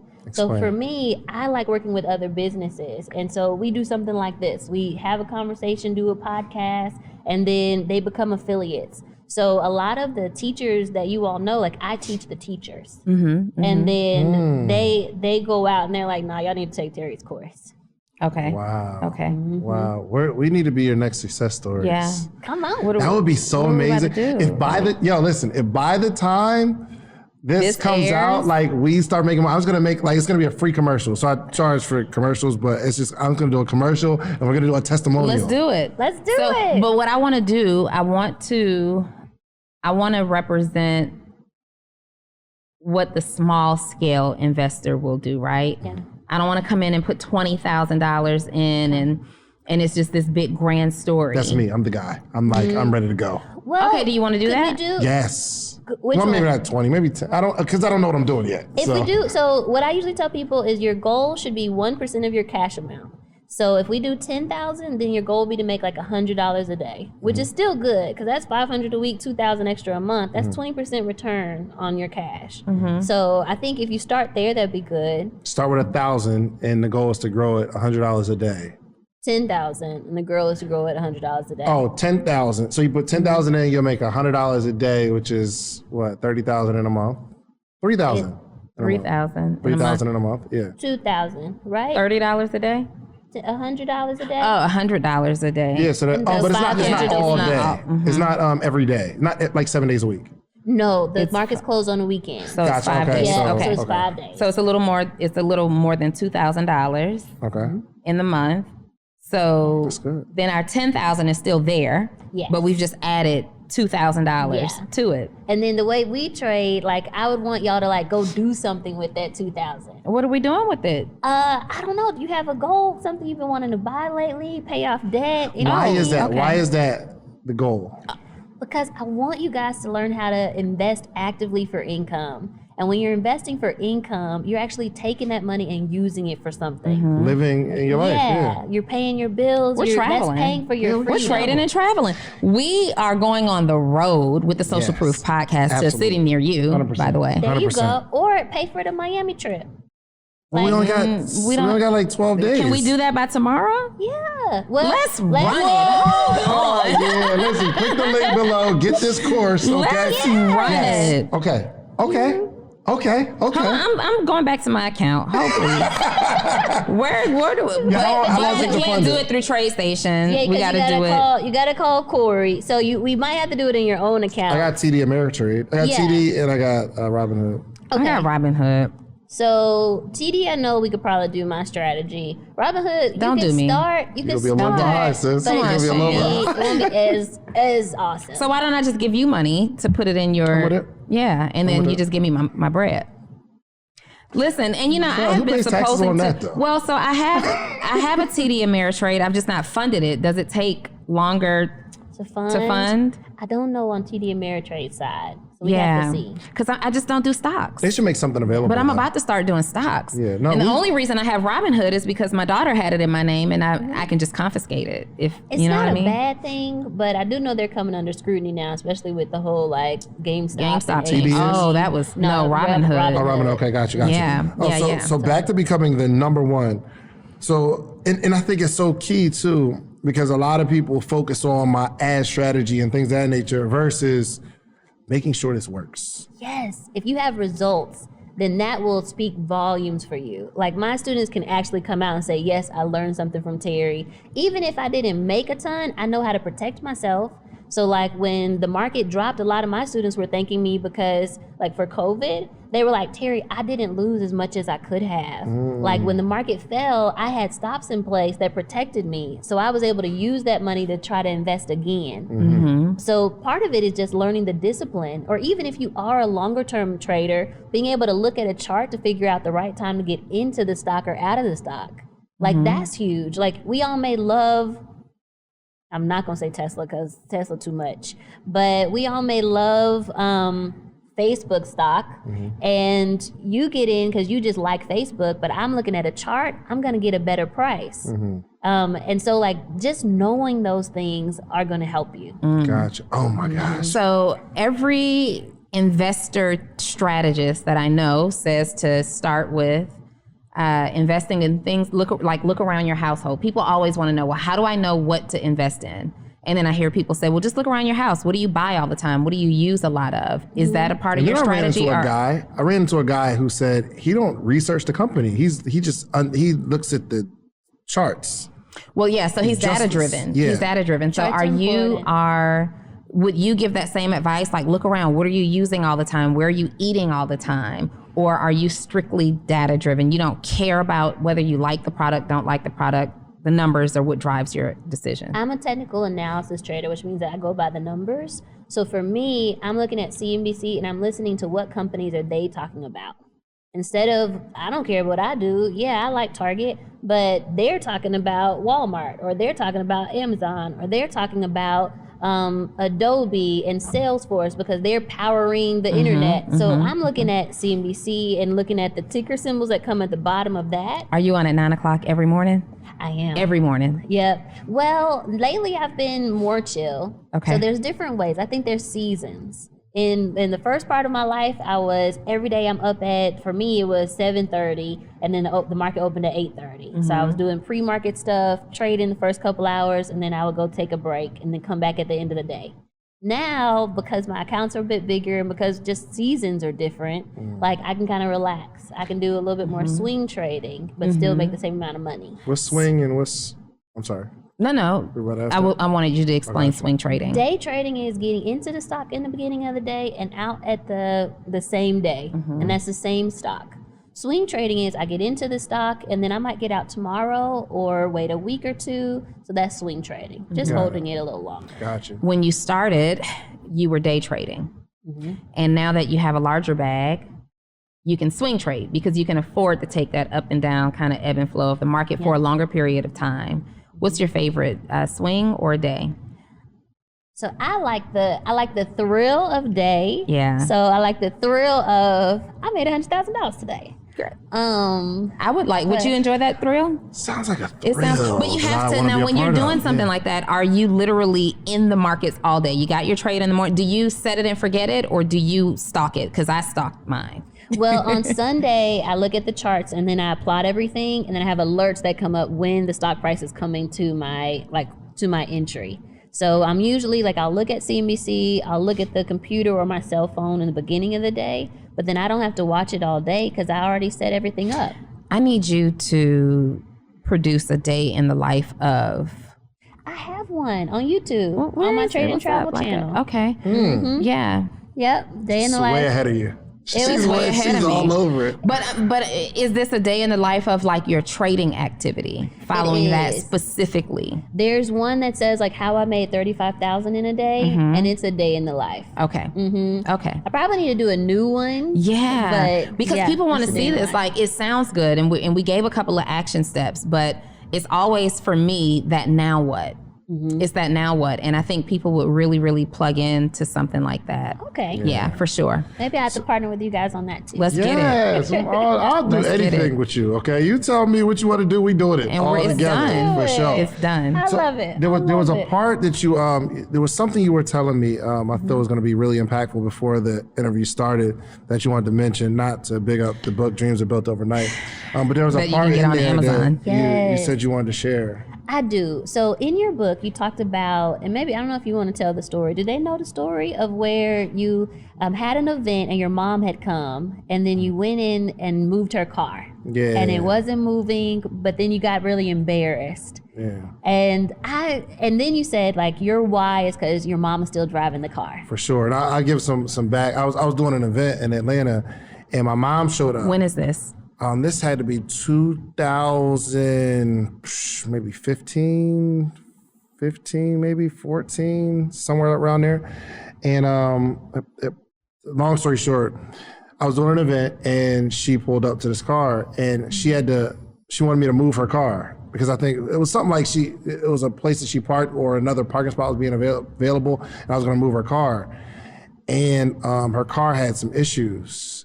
And I remember the feeling of jumping in the car and somebody walked by. I was like, hey, what's up? You're going into the event. So I'm in this raggedy car and I felt like people were judging me. You feel me? Because I'm in a raggedy car, but I'm about to teach y'all entrepreneurship. Right. And in my head, they're like, yo, I don't want to learn from this guy.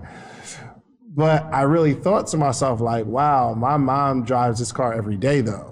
So I don't know what type of feeling she has. And I actually just told my wife I want to buy her another car. But yeah, I just had this moment of disgust. Like one, I wouldn't drive this car, but why should my mom too? You know what I mean? Like my mom shouldn't drive this car I feel either. okay with her driving it, but I don't want to. Yeah. So go ahead. I'm sorry.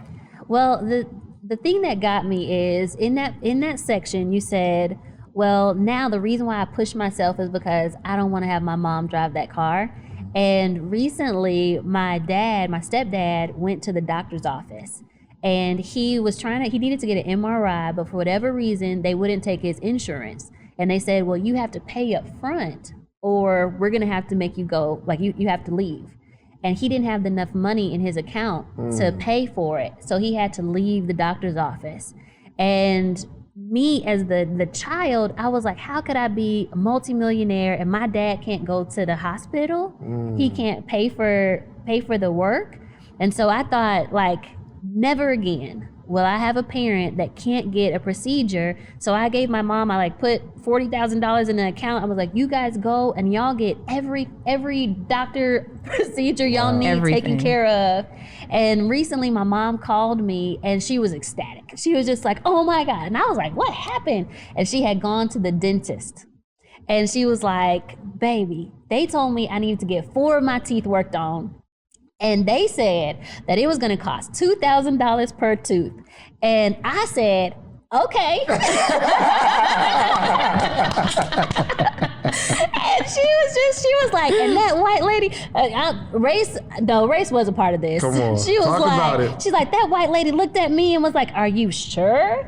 And I was like, yes, that's not a problem. And then she said, well, well, the anesthesia is going to cost like an additional $500. Do you want to be asleep or do you want to be awake? And my mom's like, oh no, I'll go to sleep.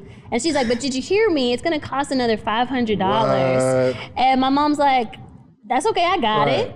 And they don't reiterate with them other clients. I'm like, are you sure? What you mean? Are you positive? And they were like, well, maybe we can just do half your mouth. Because they thought she wasn't hearing them right, like on how much it was going to cost. And they were like, well, maybe we'll just do half of your mouth and you can come back another time and do half. And she's like, no, I can do it. And so then she calls me and she's like, baby, I know money can't buy you happiness, but money can buy you dignity. Ooh, that's a tweetable. Let me get that. Write that down right now. Money can buy you dignity. She said, I was able to hold my head up during that consultation, and I was able to tell those doctors that I can afford this instead of having to like figure it out and look at my account.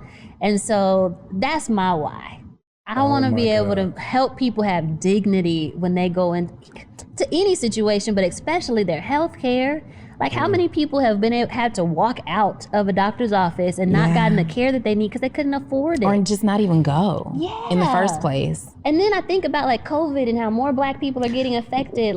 And that is why money's an issue. Our community takes a harder hit when things like COVID and all of these other surprise viruses and things like that come up.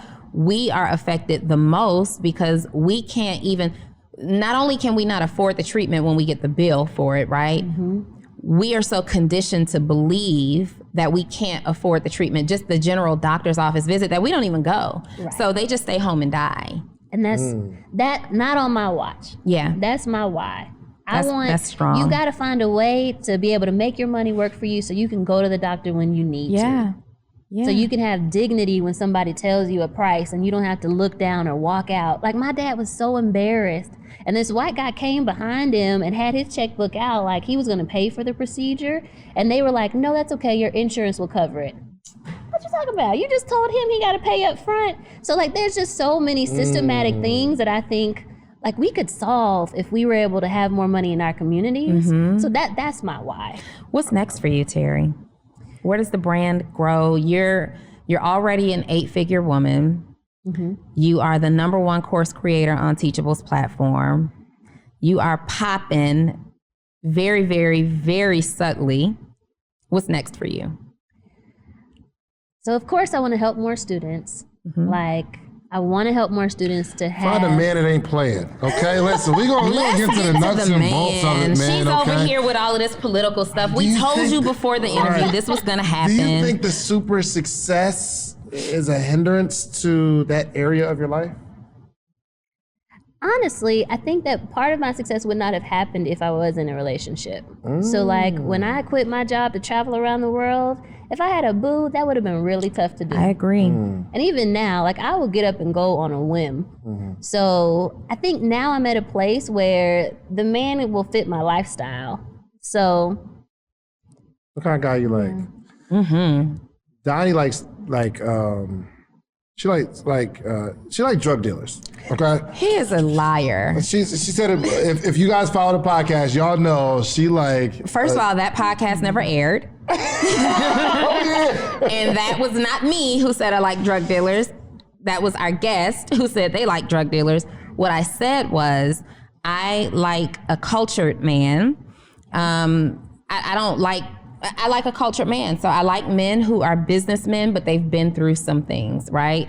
I like men that I feel safe around because maybe they've been in a fight or two when they were younger or had to defend. She's been icing on this, okay? Or had to defend themselves. Like I want to feel safe. I like looking at a man and being like, that's a man. That's a whole lot of man. That's a whole lot of man over there. That's a man. So but I do not date people who are active drug dealers. Okay? Emphasis on active. I don't date people who are active drug dealers and things of that nature because I'm a parent and that matters to me. I like people who can travel. Because if she wasn't a parent. Oh, that would be, but no, I'm just playing. So what do you like? What do you like? I like businessmen, just for the record. I like guys who wear suits. I like guys who wear shoes with, hard bottoms and things like that. I think so. I can go more by what I want to experience in a relationship. Okay. I like that.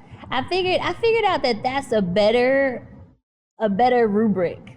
So I want to experience being able to talk to him and have a thought partner. So he needs to have the wisdom of like businesses. I can see someone who's probably like bought and sold a couple businesses. I need somebody who has like discipline, because I'm like the spontaneous, let's go today. Oh, we going to Mexico? Let's go. We going to Australia? I got my flight. Let's go. So I need him to have a little bit more like discipline. However, I need him to have a yacht mindset. And a yacht mindset is like, oh, we going to the yacht today, let's go.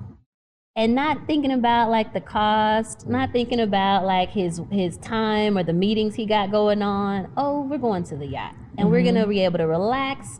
I don't have to think about work.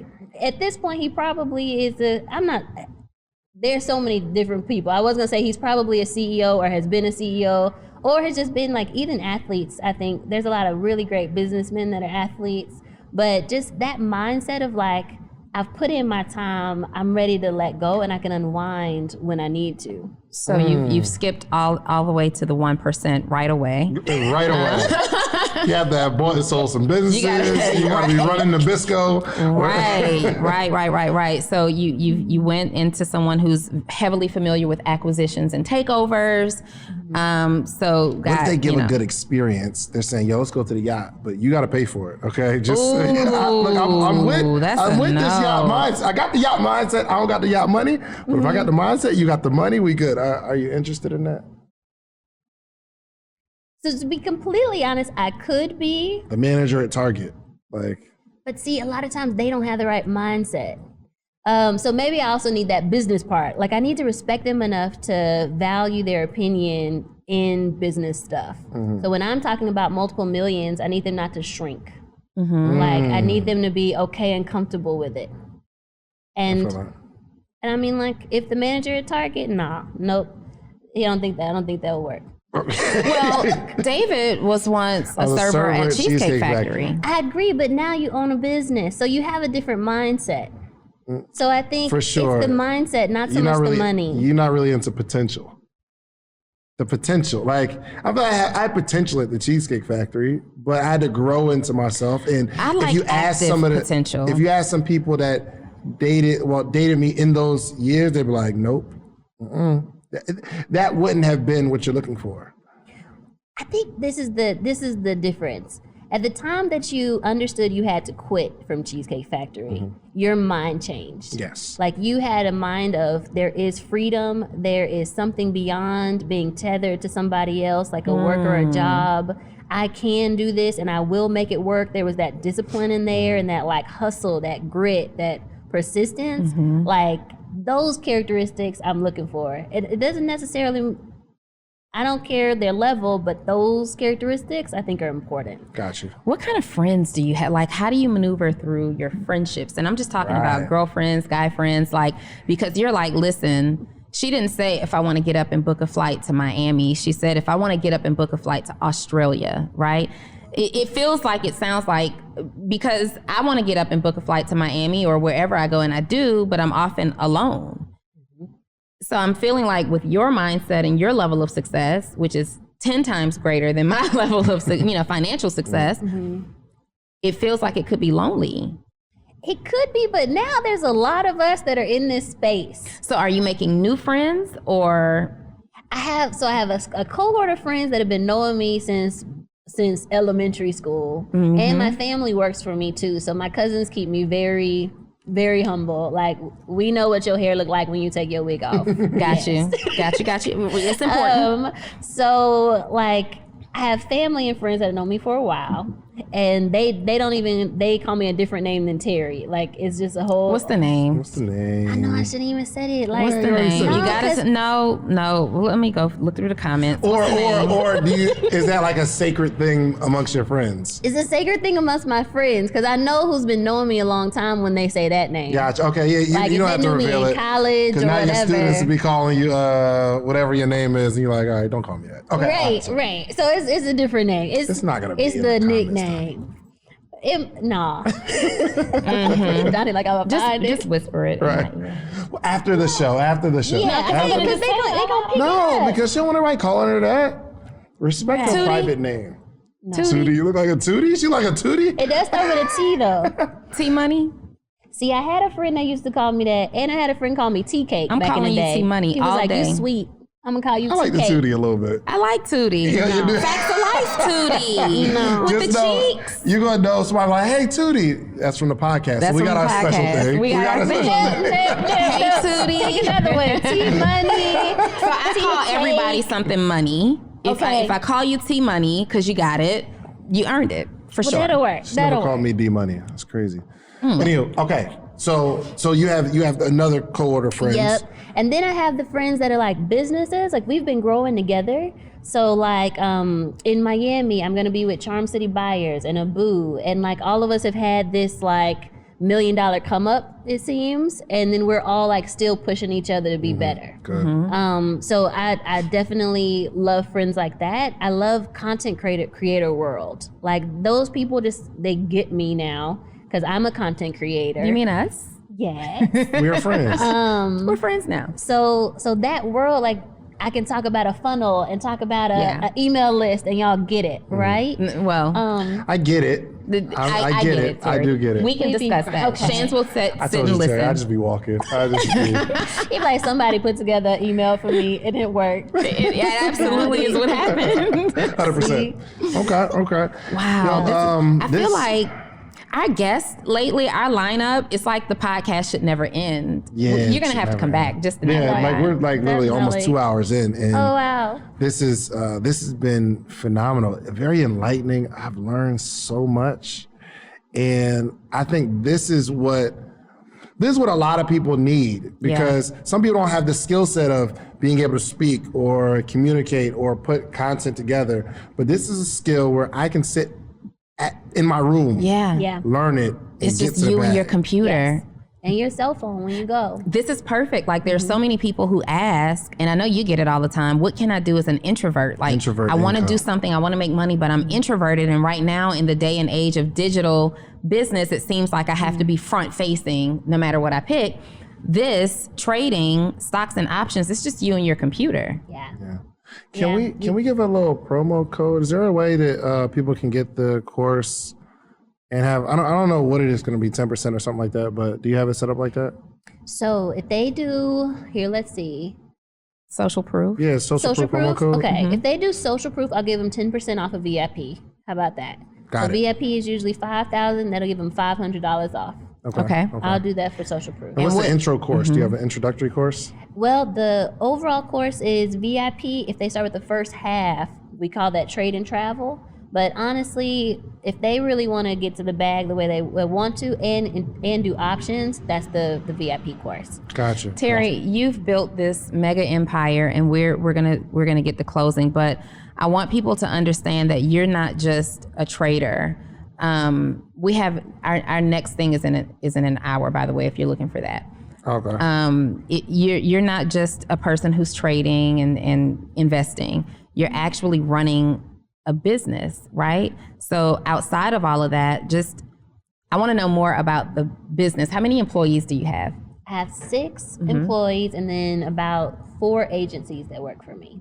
Okay, explain that. So I have like an assistant, director of operations, someone who's over sales, and like all of those I've hired my family. Then I have like a director of student success and a director of partnerships. So those are staff. Then now I have an agency that's doing like the Facebook ads, and then an agency that's doing customer service, and an agency that's doing podcast interviews. So I think that's actually one thing I've loved is finding agencies that are super good at what they do and they can do one thing really well and then hiring them for that. So that's kind of how like the business part is set up. And then in terms of I'm gonna give y'all some quick free game in terms of just how to like run a course.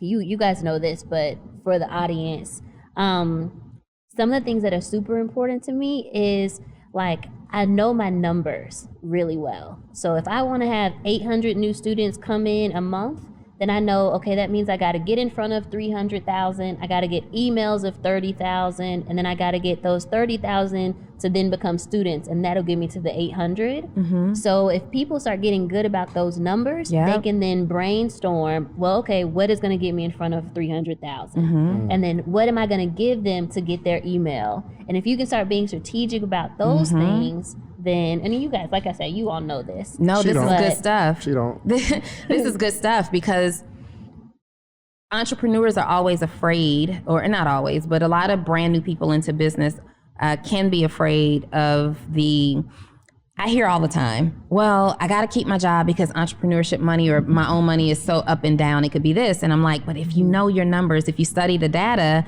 you can actually predict your income as an entrepreneur. Like, as soon as tomorrow hits, the first day of every single month, at minimum what you're going to earn for the month, right? And you're not going to go by, what is it based off of?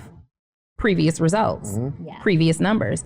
But if you actually dive into those numbers deeper, just like you were saying, exactly how many people you need to talk to. So how many times, I know how many times I need to go on Clubhouse. So I'm not on Clubhouse every day because I know if I hit Clubhouse twice a month, done. It'll be okay.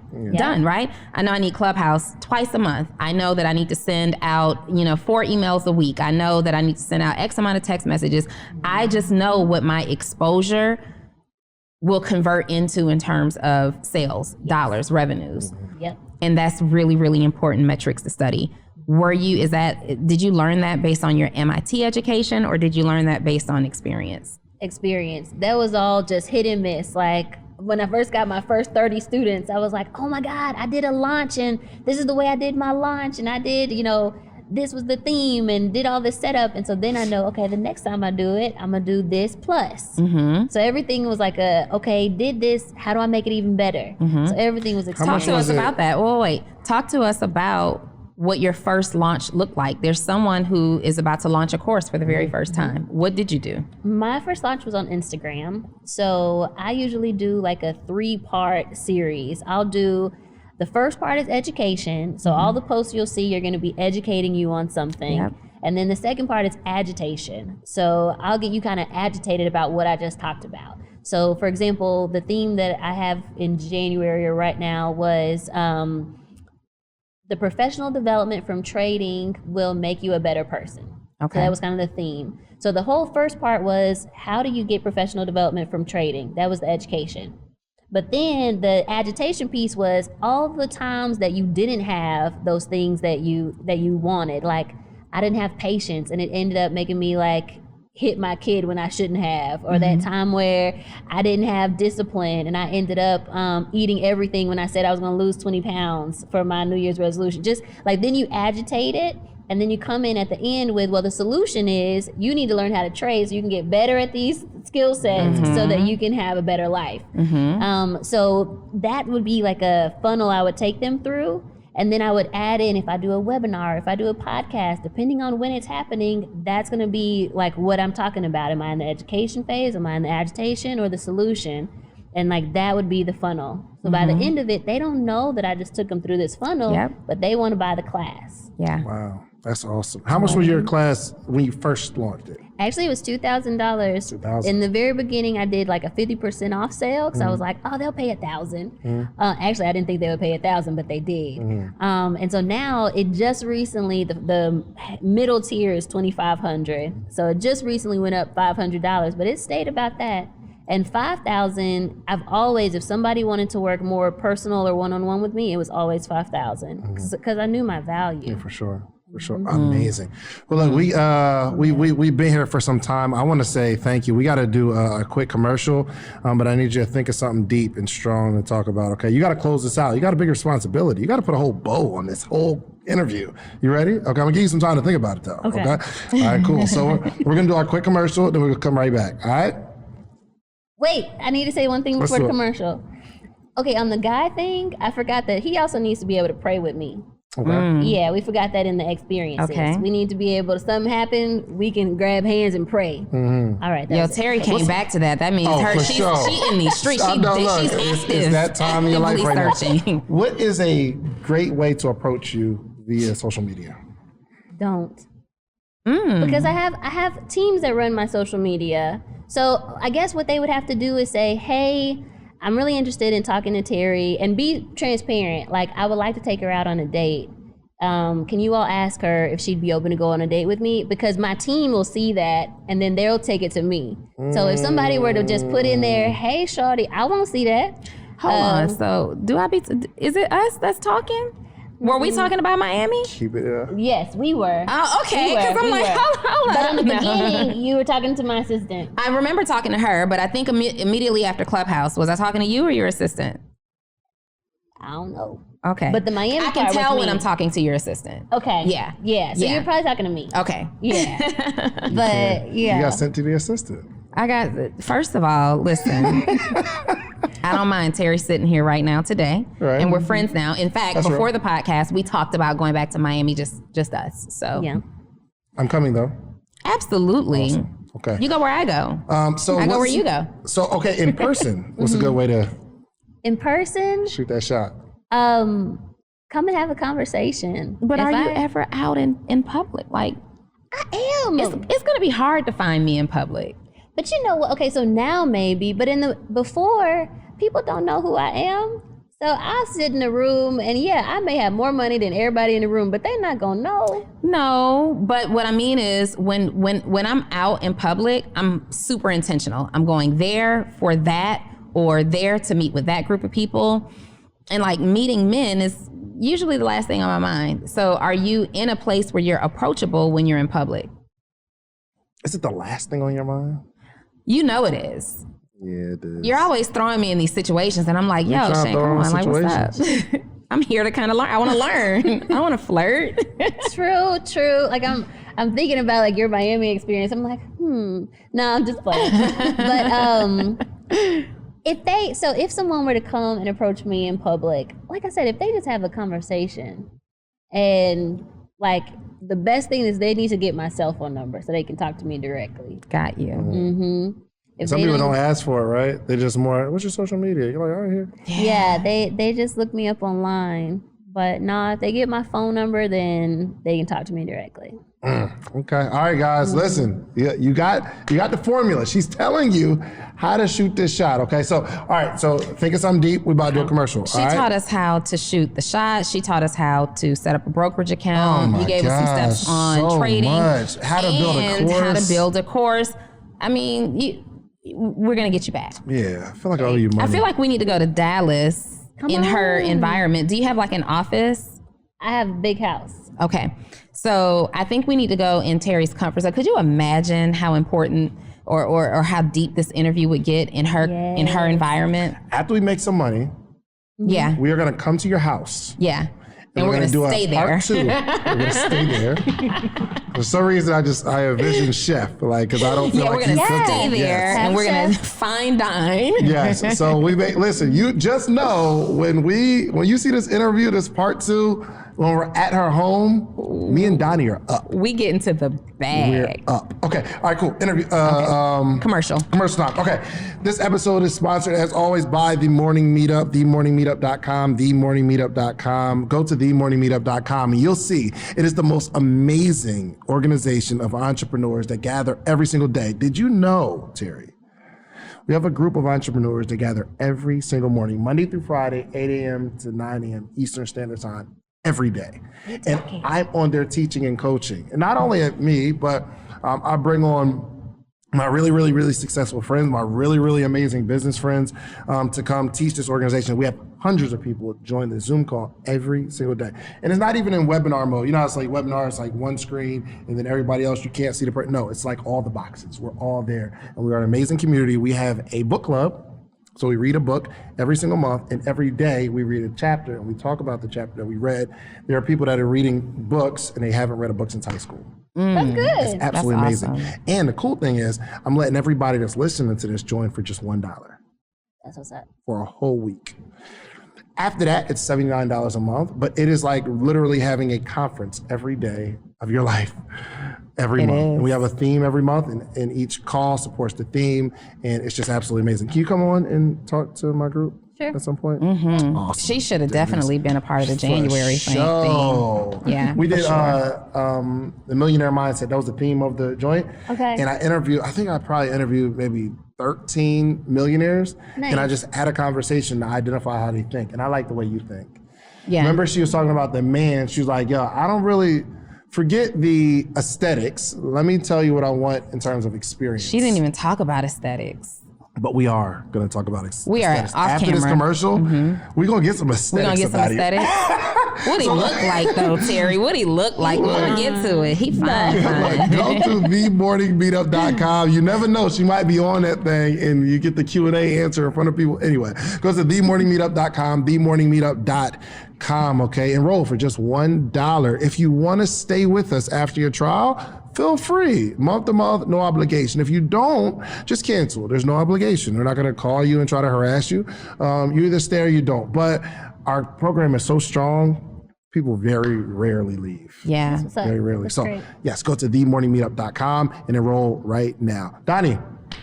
This podcast episode is also brought to you by sixfigureedu.com, sixfigureedu.com, sixfigureedu.com. Terry, did you know that I coach coaches and consultants? I help to develop coaches and consultants from scratch. Whether you want to be a course creator, a one-on-one coach, done for you, done with you, do-it-yourself services, and you are looking to start, get really clear on what that looks like for you and putting together your program so that you can build a six-figure plus coaching practice, I am your girl, and you enroll in that at www.sixfigureedu.com. That actually will give you access to my calendar Is it number to get on the 6 or phone. SIX? It's SIX. Okay. sixfigureedu.com. Thank you for mentioning that. That just sent something That's off what at I'm me.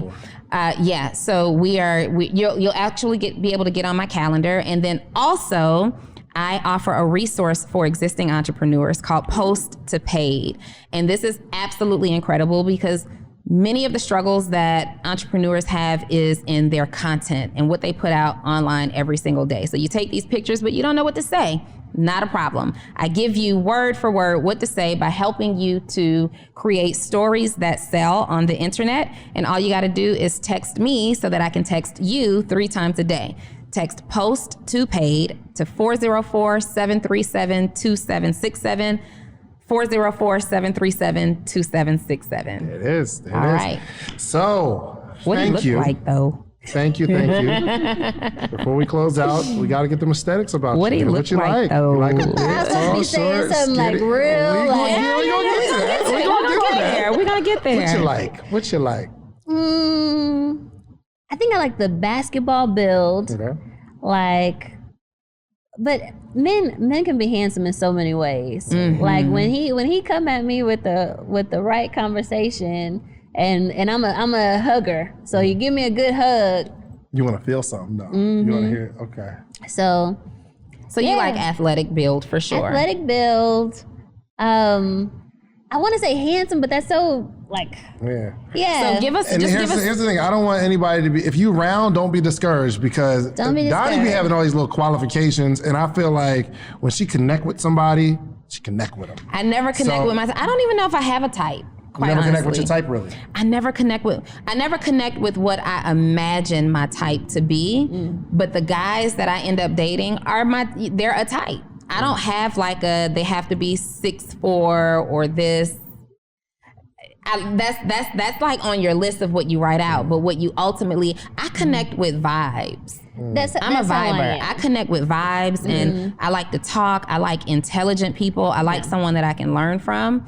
So I connect with conversation and But vibe. just don't Mine get is discouraged, more- y'all. Mine is more, I want to feel comfortable and safe in your space. I'm always going to be out in front and talking and speaking. I went to seminary. So I saw myself being a young adult pastor. So I assume that I'm still going to be on stages and preaching and teaching. I want to be able to come to sit next to you and just feel safe and secure. I could be myself. I love it. So that's the qualification. I love it. Okay, we just had to get that out of there. But now we got to get to the deep. Yeah, let us know how we can connect with you. Listen, below there is a link. Click the link so that you can be a part of this this program, because we are going to learn how to get this bag. Okay, so you can do what you really want to do for fun. You don't got to be out there like that. You're going to get your bag at home and go do all your hobbies and stuff later. Okay, so click the link below and be a part. So how can people get in touch with you? I think if they want to learn about how I make $1,000 in a day, the free webinar is iTradeAndTravel.com. Definitely click the link though, so that you can get the discounts for Social Proof. Don't forget to put in promo code Social Proof. One word. Yep, one word, so that you can get 10% off. That's $500 off the program. But yet, free webinar at iTradeAndTravel.com if they want to learn how to make $1,000 in a day. And then you guys said my social media. So Teri Ijeoma on social media, or Trade and Travel on YouTube. Good. Okay, now close this out. You got to wrap a bow around this whole podcast, okay? There's somebody in there that's watching like, oh my gosh, I love her lifestyle. Or there's somebody that's feeling really, really discouraged, or they're just confused, or they're just inspired by you. So close this out with a word of wisdom. I think it comes back to the money can buy you dignity. I think that's probably the thing I want to leave everybody with, that it's not so much money can buy you material things, or money can, buy you a jet or lifestyle. Like, my lifestyle is pretty basic. That's how I will stay a multimillionaire. But the thing is that, like, when I wanted to drive off the lot, when I got to Atlanta, I got this rental car, and they said, you go to the rental car, you pick whatever car you want. They were like, you should go to the King's section, whatever they said, the King section. But I looked around, I didn't like none of the cars in the King section. But in the President section, there was a nice car that I liked. I got in that one and I drove on to the front. And the thought in my head was, if they say something, I can afford it. And it's just that piece of, I know that I have that little bit of extra to get what I actually want. Yes. And there's so many times in life where we feel like we can't have what we really want.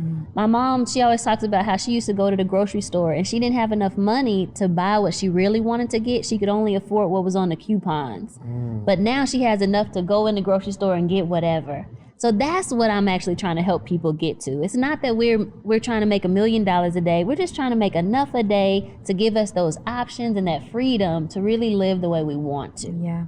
Buy a little dignity. Goodness gracious. Buy a little dignity. We can't close it out no stronger than that. We can't. That was amazing. Thank you so much. Thank y'all for having me. Y'all are fire. Like, y'all are just amazing. I've really enjoyed my time here. It's not even nervous, I was nervous right? before, but y'all made it so comfortable. So thank you. Thank you for Absolutely. coming, for sure. You are dope. Yeah, you Super are dope. We amazing. gonna light Miami up. Oh, yeah, I can't wait to go.